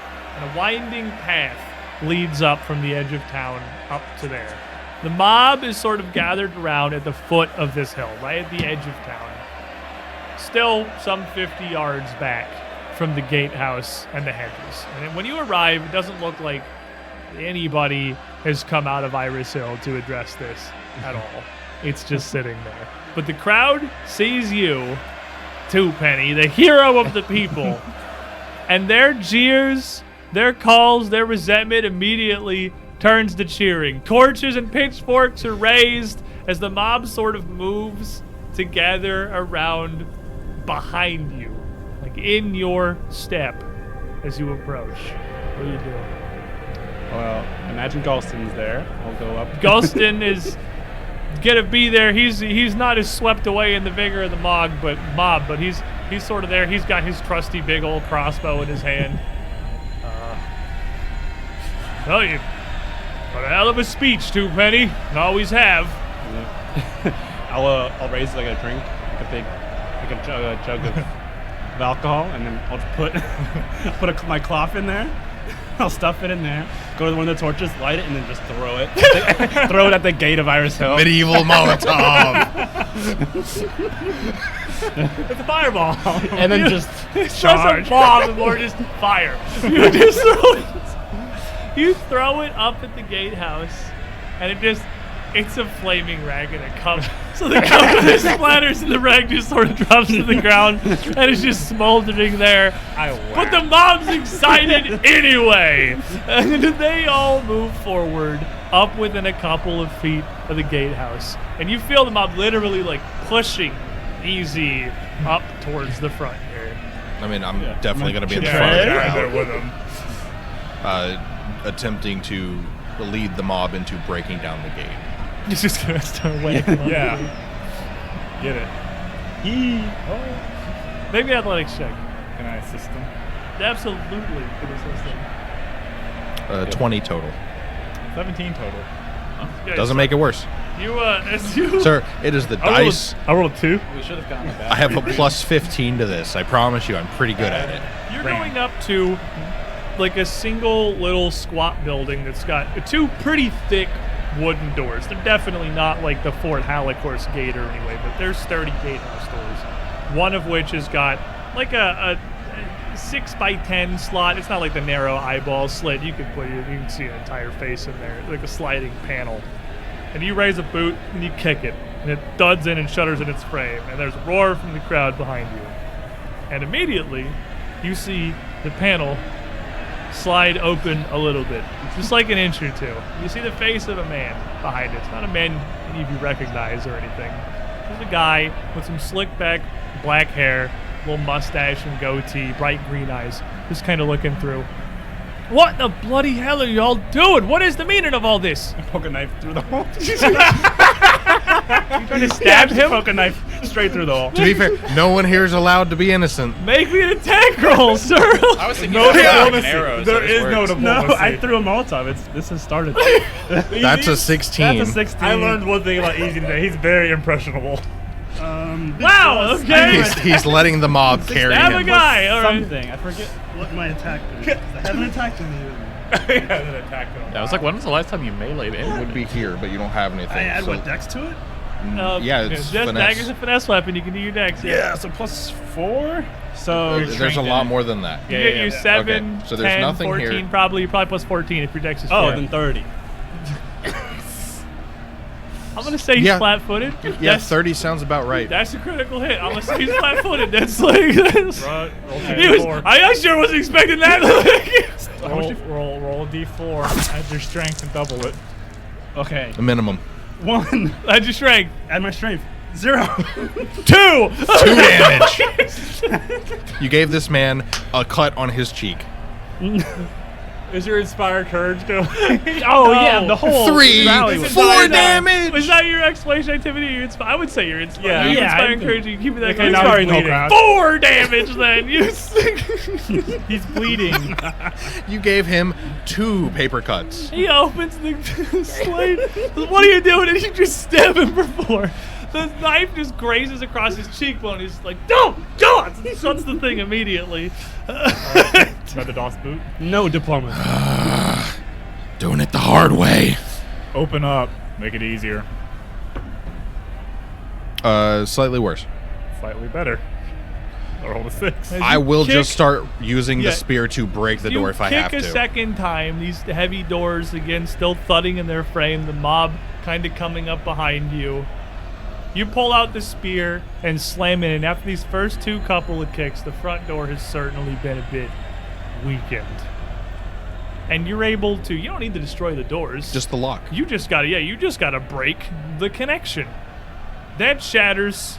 You splinter the wood in the middle of these, reach in and pull the door back, and just a dozen hands of the mob reach out and cast both of these doors open to reveal 3 figures on the inside. One is a guy in some leather armor A cut face. With and a cut on his with cheek. his hand over his cheek, like, God, oh, and a rapier in his hand, who just looks upset, understandably.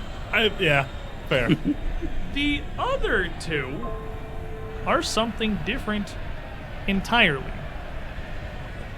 They looks like 2 more men, but they are certainly not from here.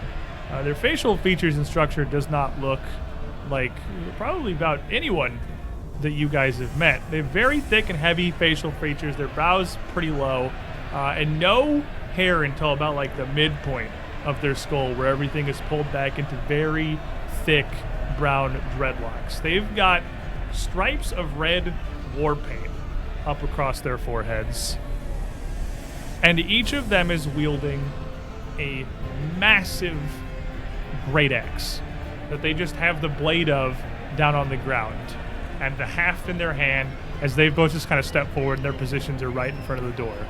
As soon as the door opens up, they both immediately Hunga!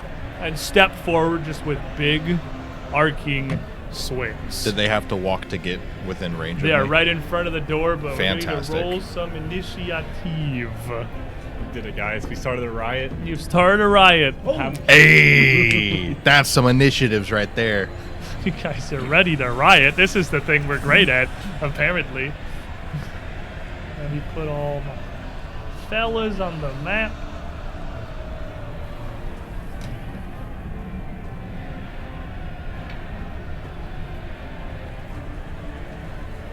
Oh, my So what's easy the great phone. initiatives, Easy? Got 20 on it, plus 13, so 33. In the front of the mob. What the hell?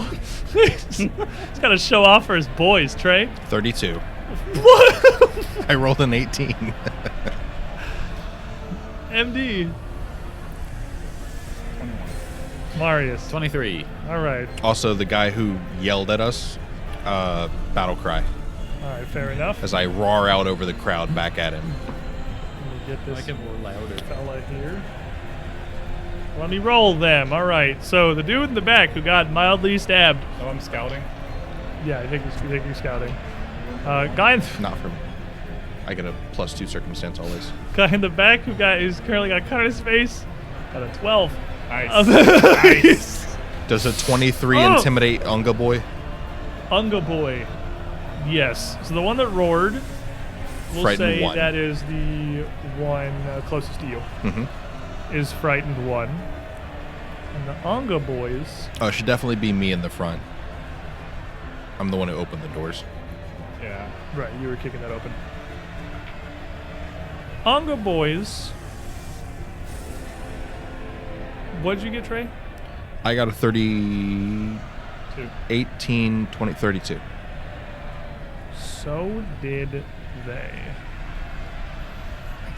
Which would mean Easy's big nuke roll is going to give him an opportunity as you see these 2 figures in the door. They've got polished steel breastplates on, but they don't look like they're fitted or strapped up particularly well. And they don't have any of the rest of the armor on their arms. They have no greaves. They just have like leather leggards.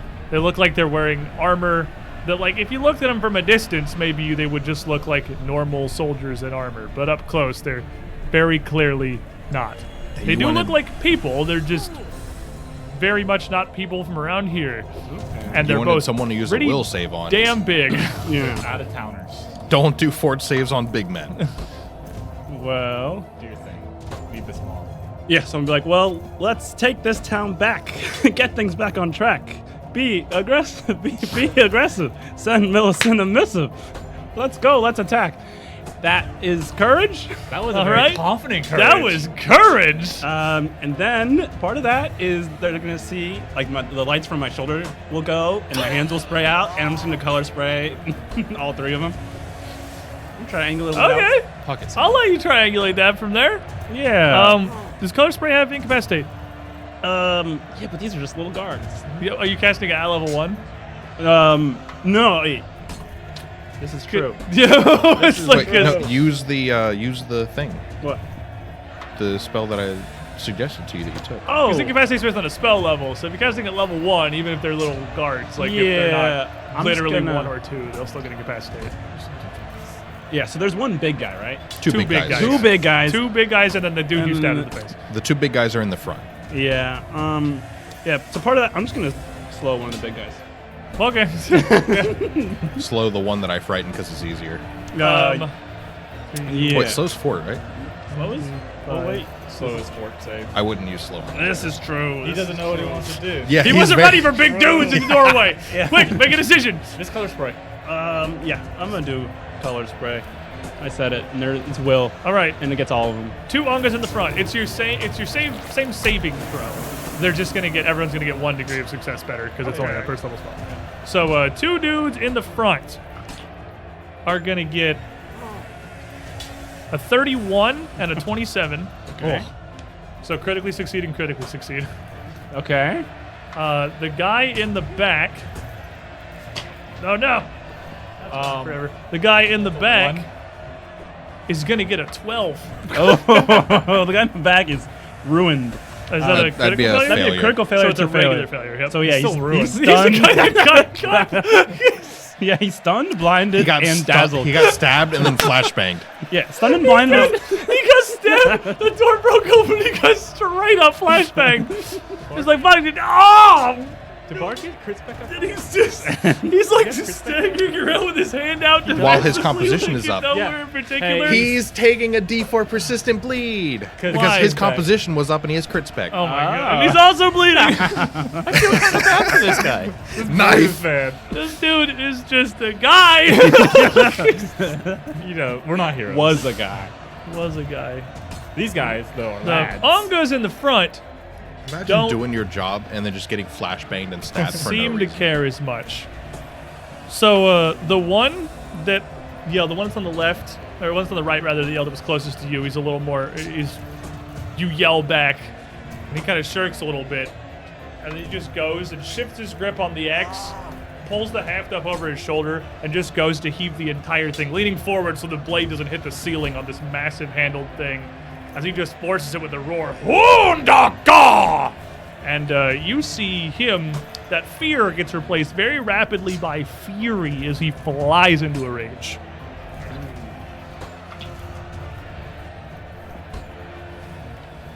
It's going to be a 33. Just a hit. Just a hit. Just a little hit. Fighter man, that's what we like to see. Mm-hmm. That hit is going to do 25 points of slashing damage as he hefts this just truly massive, powerful blow down at you. You go to dodge, but with the mob kind of pushing in behind you, you don't really have... Yeah, it's not really dodging so much as making sure it doesn't hit the people behind it. Yeah, you kind of got to take one for the team here, as it were. Well, as they say in a group of people, a riot is a dangerous and cacophonous choir of violence. I want to see a real riot from Moroku-san with a whoa. Oh no. Oh no. Oh no. Why can it never be a will? What whoa? If you want a real riot, a will would make this so much worse for them. With a whoa, confused and blinded, the guy in the back is going to stumble back towards the doors leading into the grounds and throw it open, and he's just waving around, "Help! Help! They're breaching the door!" And as he stumbles out of view, in his place, another big Unga man comes around the corner, great axe shouldered. The second. Oh, that's still the first guy. He still got an Amazon. Yeah, that was rage attack. He's still got a big swing. Fair enough. He's just going to swing it again. What else is he going to do? Not hit. The second guy that's over there It's in the only a doorway. 26 he's got a match. Yeah, he got not that. Was seeing this big hit on you and seeing whatever you are, he looks at MD and he looks at Trey and decides with the gang up here. Joins in on the party and brings his axe sweeping up across the floor in an arcing smash as he too flies into a rage. 28. Just a hit. Just a hit. Math. 27 points of slashing damage as this second humongous blade crashes into you with really nowhere to dodge or avoid. And his second swing, probably not, but maybe. Math would say 27. That'll hit. 27 will hit. Okay. 26. 26. I mean, it was a high roll, but I know you got pretty solid AC too. That one's just going to be 20. 20 solid. You guys, the third guy's turn is getting in the room here. You see these big, huge, massive swings from these strange men wielding axes. These do not look anything like the cultists, and they are yelling in a language that it sounds like a language you sure don't understand. It is one you would be able to recognize, though. It's common enough that those of you with any amount of culture, just like you can recognize people speaking Spanish even if you don't speak Spanish, are pretty sure they are speaking Mwangi, which is a language from very far to the south of the inner seas, from the rainforests and the jungles of southern Garen, the Mwangi expanse. It's pretty far. It's literally across the other side of the inner sea region. Trey. So I don't really have anywhere to dodge.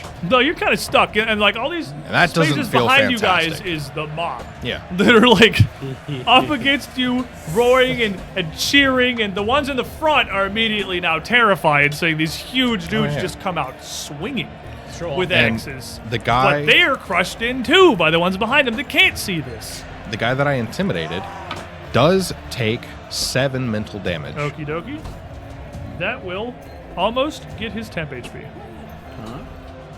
They're barbarians. Mm-hmm. And the frightened will go away because he did go before me.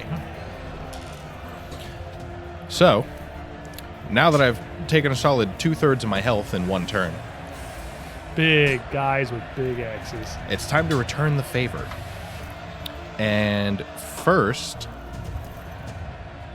will be to try and enter my stance. And what's the DC? 23? 23. So I need an 8. That's a 4.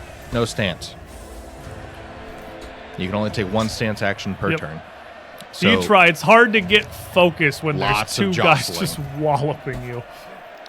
And I will attack the one that we have gang up on. And But with easy up here, you've actually got gang up on both. No, it's just the one. it's only off Oh, of because him. he needs to be engaged, right? That's He's true. the gang up. Right, I'm the so the assist. leftmost one. With yeah, just a normal attack for the first one. Natural 20. Yeah. Returning the Whoa. favor. Wow! All right. Let's, As I go to enter a stance, I guess they're big and lumbering, and it's hard for them to react to me not attacking. Their AC and then sure suddenly isn't just good. Jab out they and are catch sure one right in the gut. Just big dudes. For 4, 6, 13, 14, 28 damage. Clumsy 1. Solid hit. All right. Clumsy 1 on the first guy. And then Other dude. combat grab. Okay. As I just try to lock him down and try and prevent him from being able to do as much as I can. And that will be a 21 total to his flat-footed clumsy 1. Yeah. But they're He's grabbed. raging barbarians. I hit him- The only I hit one him will on a absolutely 6. hit his clumsy flat-footed. With map on a 6, I still hit him. That is impressive. He is a raging barbarian. There's a downside to how hard he hit you, and that's this. For 18 damage. Okie dokie. 19, because Inspire. 19 damage, and you grab a hold of his breastplate. He could step away. It's not a great hold, but for the moment, he is grabbed. Marius. All right. So No, combat grab is grabbed. Oh, it's grab. Yeah, that's oh, not that's snagging not snatch, strike. right? Okay. It requires, it's a press. But it's just, he's now grabbed.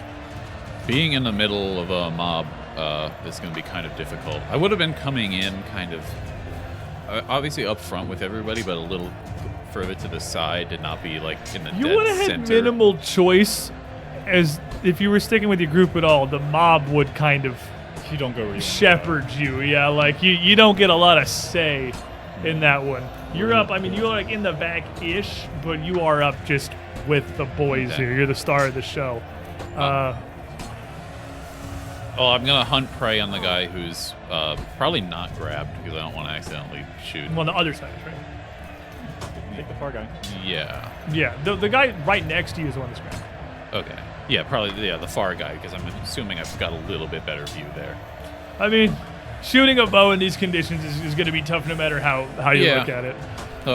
Just with the movement of the crowd, kind of, we're going in right now. I'm assuming I've got like a little bit more space than next turn where everybody's going to be crowding in. I'm going to try to do just a hunter's aim to really concentrate and get one arrow off. And as you turn your focus over there, Trey's got to hold this guy in front of him. He sees you pull up a bow and start looking the other direction. And that guy who's got the axe in Trey's side pulls it out and whirls it around and brings it down towards you for an attack of opportunity. Okay. Oh, now we know. This is important information. No, it's not reach. He's adjacent. Fortunately, it's only a 19 to hit, actually. That He would does miss. have quite a few debilitations, He's got including a a man stuff grabbing on onto him right now, and he's having a tough time. And as an added bonus, Trey doesn't have a hero point. So violence comes from everyone, including the heroes. Don't slip on a peasant. Oroku-san, the grantor of the woe, coming in with a hero point. There you go. Dive out of danger. It's fine. That's going to be hard to walk away from. So since you whiffed, you still get your hunter's aim. All right, I'm going to try to get one in. 17 plus 2 plus... Now you hit him. Plus 16, you so 19, 35, That's a crit. 36. That's super a crit. Okay. Did it. If I'm hitting them on a 6, you're probably critting them on a 12. 6, 12, 13, 14, plus another 6, so 20. So double that, 40, and then roll the d10. The 20 was with the double. Oh, okay, 20. Yeah. The D10. 3. 23. Is there a crit spec thing on that? He's pinned. Yeah, And he's yeah, pinned. your arrow So he's shoots pinned through, and grabbed. and you see that the arrow hits into him, hits into his shoulder right past the breastplate, and the shaft and the head of the arrow go pierce right through and into the wall of this little guardhouse behind him. He is stuck. He can't leave that square without making an athletics check to pull the arrow out, which it looks like he could not feasibly fail, but it is an action he has to do if he wants to go anywhere. That brings us to MD. Okay, cool. Violence. I don't have to think really hard about this. I just have to hit really hard. Following up with Trey's attack to see an opportunity, I'm going to pull that pick in, and as he's facing Trey, try to get it right in the back, slip it between the spine. He has 17 different tiers of flat-footed. I rolled an Dude, 18 on the die. You crit him. This is I'm just going to tell you that's a crit. Don't worry about the math. He's dead. His AC is 21 right now. So we're going to do these dice. So that is 6, 10, 13, 15, 18 doubled. 36. 18, 19 doubled. 38. And then That's the amount of damage he has doubled. and he had then exactly that. Another 1 because Fatal. fatal. Oh, 39. And then another 4 because of pick. 43. All right, yeah, that he drops. That dude goes down. That absolutely that big hit brings down the first of these strange barbarians. As without even another word, the axe swinging out, he overextends towards Marius, totally open for MD. and we step onto his body and carry through the momentum for another pick strike at this dude too, who's right next to my good friend Trey Holding a flat-footed. for a natural 20. Bonk. Well, that guy doesn't have as much damage on him. So let's see what you got. For 6, 10, 20, 30, 31 doubled. He's dead. That's what a Never rogue mind. with That a was an light insane pick roll. does. He goes down 2. Rogues and light picks. E Turn around and stare at the last guy. They focused on the wrong target. the clearly. I'm just here to provide statistical benefits. I'm gonna be like, hold the line, charge when I give the sign. It's okay to feel fright. Let it fuel your fight. In hell, tonight we dine. And then it's gonna be courage, Not how I saw Iris Hill going, but here we are. and that's gonna be haste for Trey. Zoom. Okay. That's good. Man's Just getting the quickness. Oh, that's fair. No, that's a good one. These two are That really- lets me use more of my presses. Trey and Marius are really the closest. For me, it gives me more presses. For him, it gives him more plinks, which his plinks add up very well because it's only a -6. His that's my map turn. is over equivalent some to math. my first attack map. Pathfinder, guys. So this last one that comes in, no breastplate or anything on. He looks like he's just wearing most of an animal. Very crudely made hide armor draped across his chest. The pelt of some strange beast from far to the south that none of you would recognize. Spikes once ridged across this creature's shoulder, now sticking up from this man's. He lets out a furious cry and rushes forwards, fearless, towards MD, and takes a big ol'. Did he step? You're not an arrow wrench. I know. And takes a big ol' I just want to poke him. swing for a 33 to hit. Does not crit. Does not crit's the thing we like to see. That's the good I'm a numbers. little focused on this other guy. That's fair. He is That's flat-footed. going to be 23 points of slashing damage as this big axe connects with MD. As we come around here to you guys from the peanut gallery, from your rioters, those that are the closest, afraid for a moment, now emboldened by how effectively you have hacked your way through whatever this is, and you hear cries throughout the crowd about these strange folk, whatever these are. They're not part of Thrushmoor. They're not part of Iris Hill. These guys came from somewhere abroad to get involved in something, and they came with big axes, and they do not mean good for the town. Stuff comes a-flying in. 2 ranged strikes against this guy, Yeah. one of which hits on a 27, Go town, go. Go town, go. is going to do 9 points of damage Good. to this guy, They're helping. and this last barbarian is going to start to bleed. Trey. I'm hasted. So I'm going to take my haste action as a step Here he comes. as I get closer. And now I have my full turn to do an attack and 2 presses. So, first attack, just a regular stab as I quickly, almost magically altered, step in and lunge out. Quick jab. It hits 24. Hits. That's a low roll. That was a 5. 5, 6, 7, 14. I think you guys felt subs, by the way. That's a lot of subs. 14 damage. Good good for the riot. Good news, the temporary HP got removed by the dude throwing bottles and stuff. And then combat grab. That's a 12 on the die. That hits. That's, yeah. Definitely going to be grabbed. So he's grabbed for 7, 14, 15 damage. Okay. And one more. And then for my second press, Turn my next trick. Dazing Blow. Ooh, bonk him. I don't get to use it a ton, but Bonk him. Grab, let's go. That's going to be an 18 on the die. So Bonk him. I hit him 3 times. He's got a, 25. what, fort save or stun? Fort save against my class DC, and success is stunned 1. Natural 20. Well, better there than on swinging at you guys. Nothing happens, but he does take a 3rd hit.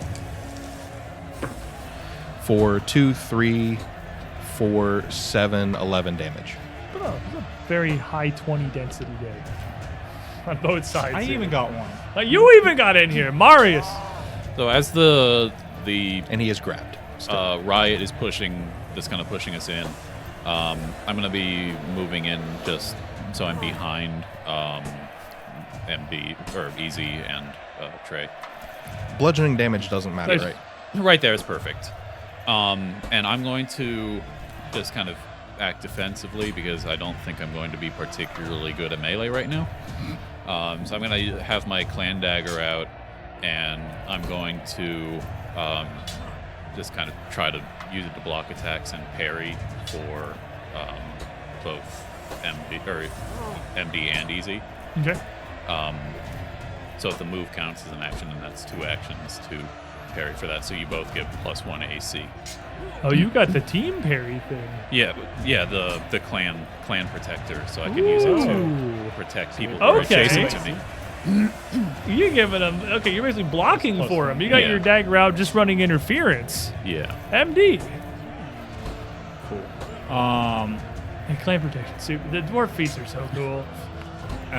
So that first strike hit and just immediately snap eye contact. I'm getting a little mad. MD is getting a little angry. He's getting wiped up into motion. That's a 17 on the die.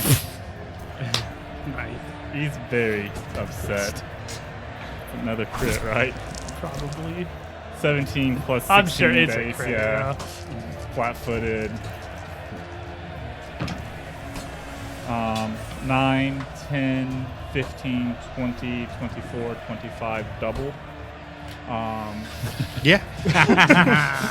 See, the Sorry, barbarians 27 double. get That's- 1 turn apiece. That sounds about right. Your rogue is just cleaning house in here. He's doing rogue stuff. As you reach in and smack down the 3rd of these barbarians, you clear out the gatehouse. The riot has pushed up. It's a couple dozen people. It's not like it's massive. It's not trailing all the way down the hill or anything. But you got 2, 3 dozen angry fellas from Thrushmoor behind you that let out cheers as the gatehouse clears out, and they see those in the front that can see clearly see this fight in. You strike down whoever these people were, and that cheers, they just ripple through the crowd as it starts to push forward again. All but forcing the group of you into the gatehouse. I'm going to snatch proper. up one of those axes as we go and start dragging it behind me. Fair enough.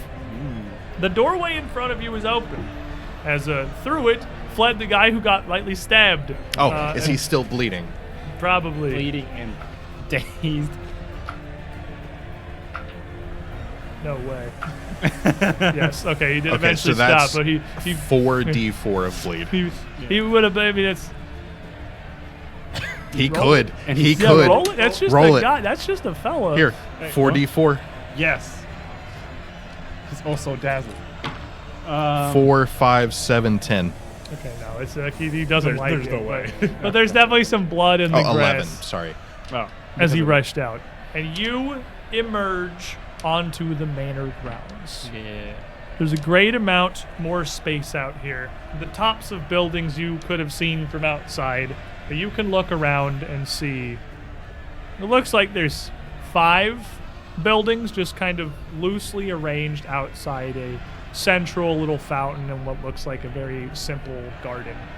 Much of what's here is overgrown. A place that looks like it was once well manicured, now choked about with weeds just spreading throughout the grounds due to a complete and total lack of any kind of maintenance. There's a very the first 2 buildings you would come to are very small. The one on your left is extremely small. Couldn't even be like a wagon house or anything. Whereas to your right is a bit of a bigger 25 by 25 structure. What's clearly the stable, I'll just go around like clockwise. What's clearly the stables, it's not hard to identify a stable building, it's very visible, is the right next one around there. And then one last larger outlying building in the opposite corner of the grounds from you. Before, in the southwest chunk, the whole area is dominated by the Iris Hill Manor. The biggest building, the only 3-story one that you can see an entire level and a half of from outside the hedges outside.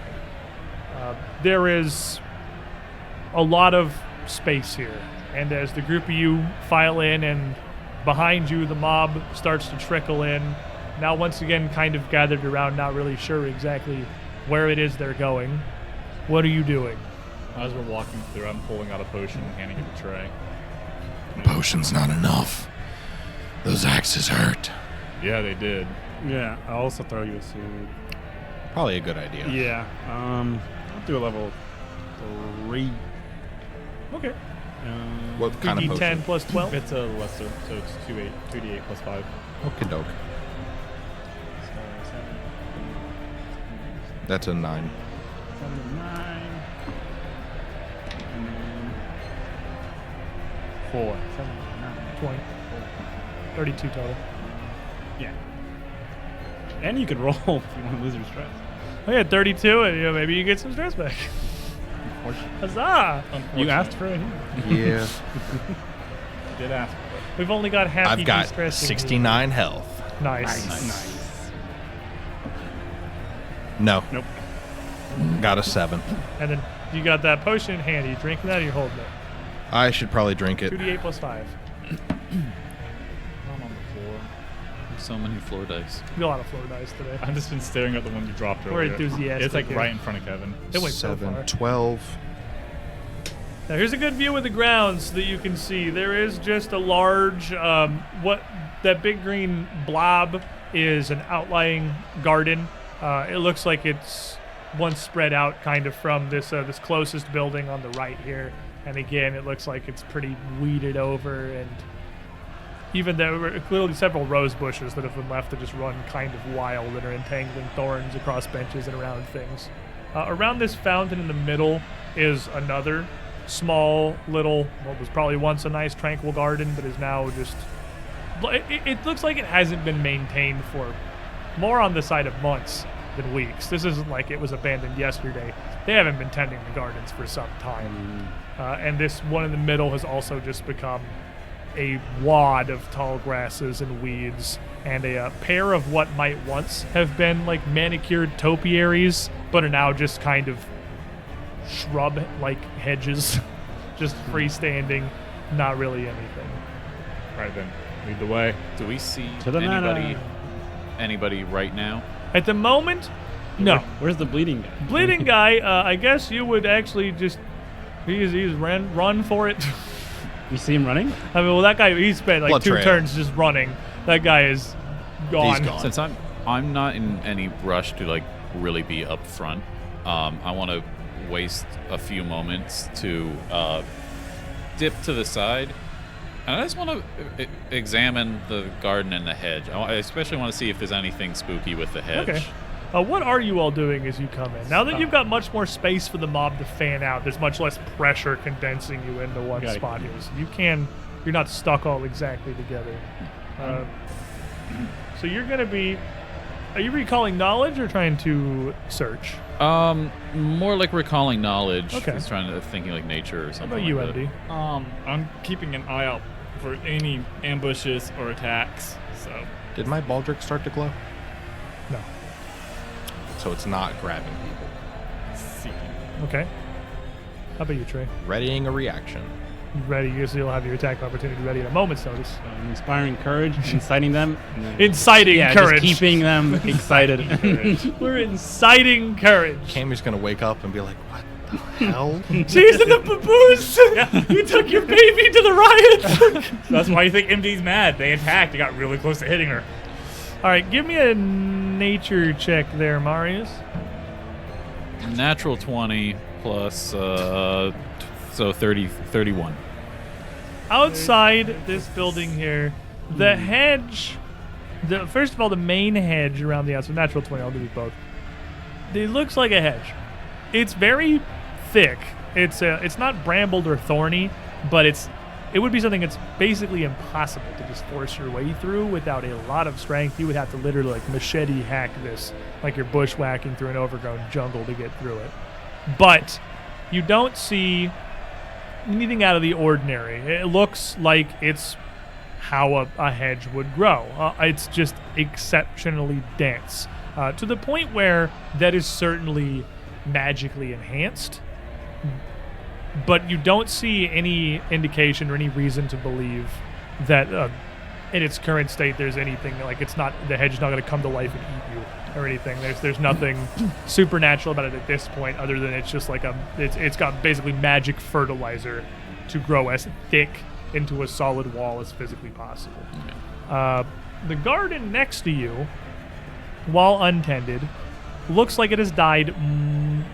What was supposed to be there has died off much faster than it was in the middle. With the exception of a couple of yellow rose bushes, almost everything has given way to just weeds that have overran it, which indicates to you that it was a bunch of stuff that was not native to the area. Things that, without being tended properly, just did not have any chance to survive on their own. But again, most of this now is dandelions and like scraggly, thorned little weed leaves around these winding arms of this pointed yellow rose bush that are just kind of looping and sticking out over what looked like there were once a couple of benches that sat around a mostly still clear central square area, but nothing that looks out of the ordinary here. This one looks like it was just a completely natural product of just a lack of attention. And the rose bush looks like an ordinary rose It does bush. in fact just look like a rose bush. Okay. It's just been, that one seems to have done great here. That one just going nuts. Thriving. Just living its best life. Then with that, I'll return to moving with everybody, the rest of the group. Which is, where is the rest of the group right now? Where are you going, Easy? This is your mob. This is Yeah. You go straight to the mansion, or? Yeah, straight to the mansion, straight to the nearest building. Like, you're the one directing them. Yeah, let's just go straight to the manor. Let's just keep up this energy. Whatever's the most flammable. You push. Whatever is the most We flammable. can Yep. take the most direct right up to like that Yeah, main the walk biggest up to the door. manor front Yeah. doors. Yeah, just the main driveway. That's when we get Right ambushed. up along the Them side and of Wood Army. We got them. the outside of this main. They thought garden they had here. an army. We have the peasantry. Seeker, give me a perception check. This is on a roll too. We got a 16 total. 16, solid. As you are walking up, you would see that very clearly, while there is a second entrance on the right, it's not a service entrance. You know from what Lady Rentz told you that probably leads directly into the dining hall and is probably used for hosting or for parties. It's still a fine entrance that leads out to what was probably once a very nice porch, but is now also just kind of weedy and overgrown. But this main thoroughfare in the front is going to lead to the primary entrance of the residence, right up between the two wings to the main door of Iris Hill Manor. You make your way up to about where the paths start to diverge on the far end of this central little park, when there is an eruption of activity from the center of the grounds.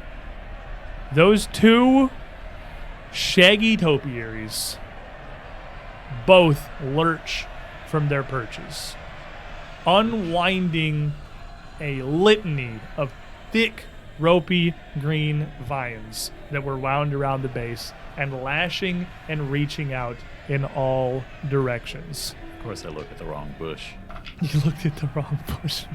Like, there was this. You just look at the perfectly normal garden. I'm like, no. But hey, you will me get a free check to identify these. Nice. The bushes lash out with a series, again, just almost a wall of these vines, wrapping around like constricting tendrils around a bunch of your random rioter folk who get wrapped up and pulled immediately into the center of these big masses.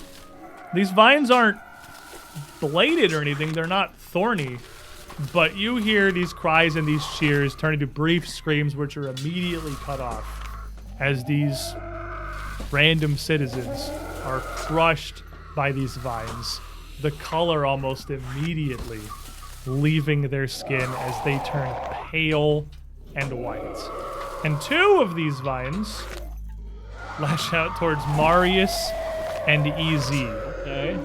Each of these, this frontmost shrub rather, grabbing a hold of both of you as they pull you in. And I need you both to make me fortitude saves. Okay. It's dice everywhere. It's chaos. No. No. You don't want to get turned into topiary food? I don't want to do that.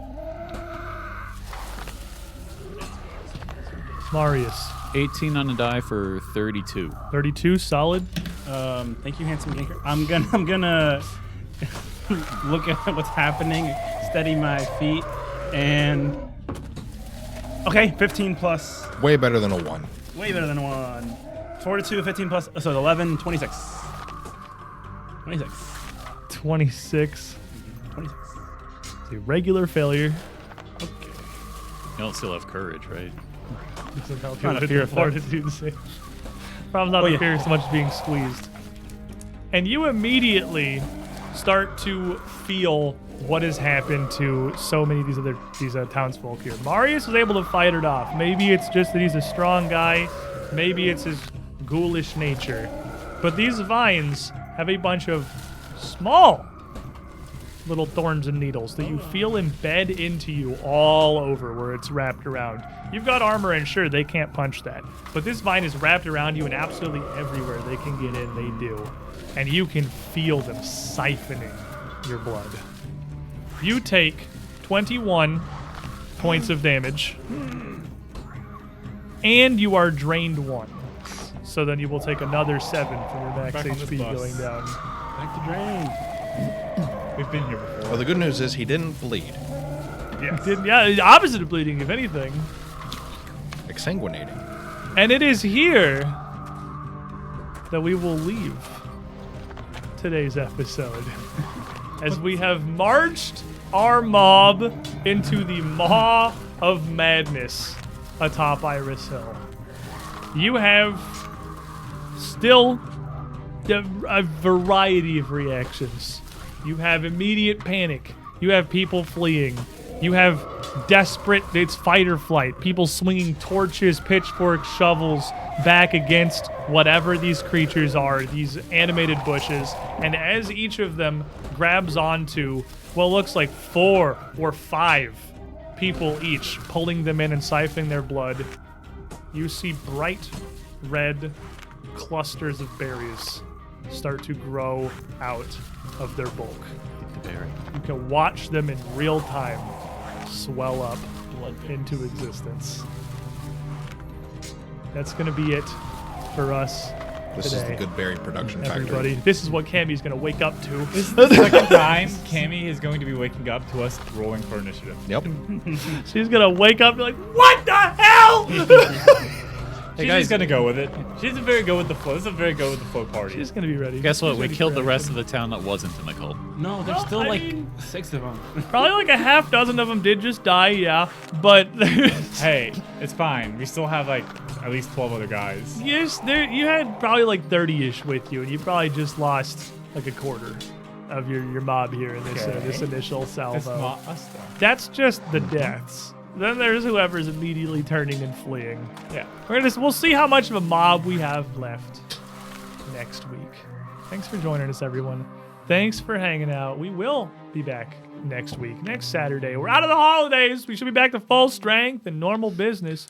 And if you missed the announcement of the break, we're going to be joined by a brand new show. We're going to have 3 different UGT shows running every single week. And we'll throw up a teaser for that in a second. But before we do, a couple of other things. Because there is the second show, which is tomorrow, I believe is still running. Yes. Tomorrow, I just had to double check with all the holiday schedule stuff. We weren't even sure we were going to have this one a week ago. Tomorrow, Abomination Vaults returns. We apparently just big fans of kind of spooky adventures here at the Have a UGT niche. show. We got our niche, we got Malevolence, we got Strange Aeons, we got Abomination Vaults. We broke it up with a couple of things, but we're big spookers. So come join our friend Derp here on his pious puppy, and a lot of old faces that if you haven't checked out Abomination Vaults, but you were fans of Age of Ashes, you're gonna recognize. You even get to see Arcadis' face. Yeah, Arcadis gets to play. I think he has to run it tomorrow, but normally Arcadis gets to play. We're still dealing with the holiday scheduling thing a little bit, but that show will be on.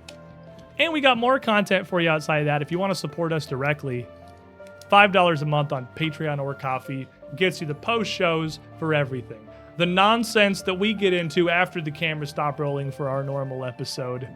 For this, for Abomination Vaults, and for our new adventure that's going to be starting here very soon. Stay safe, everybody. Stay sane. Enjoy a soul teaser.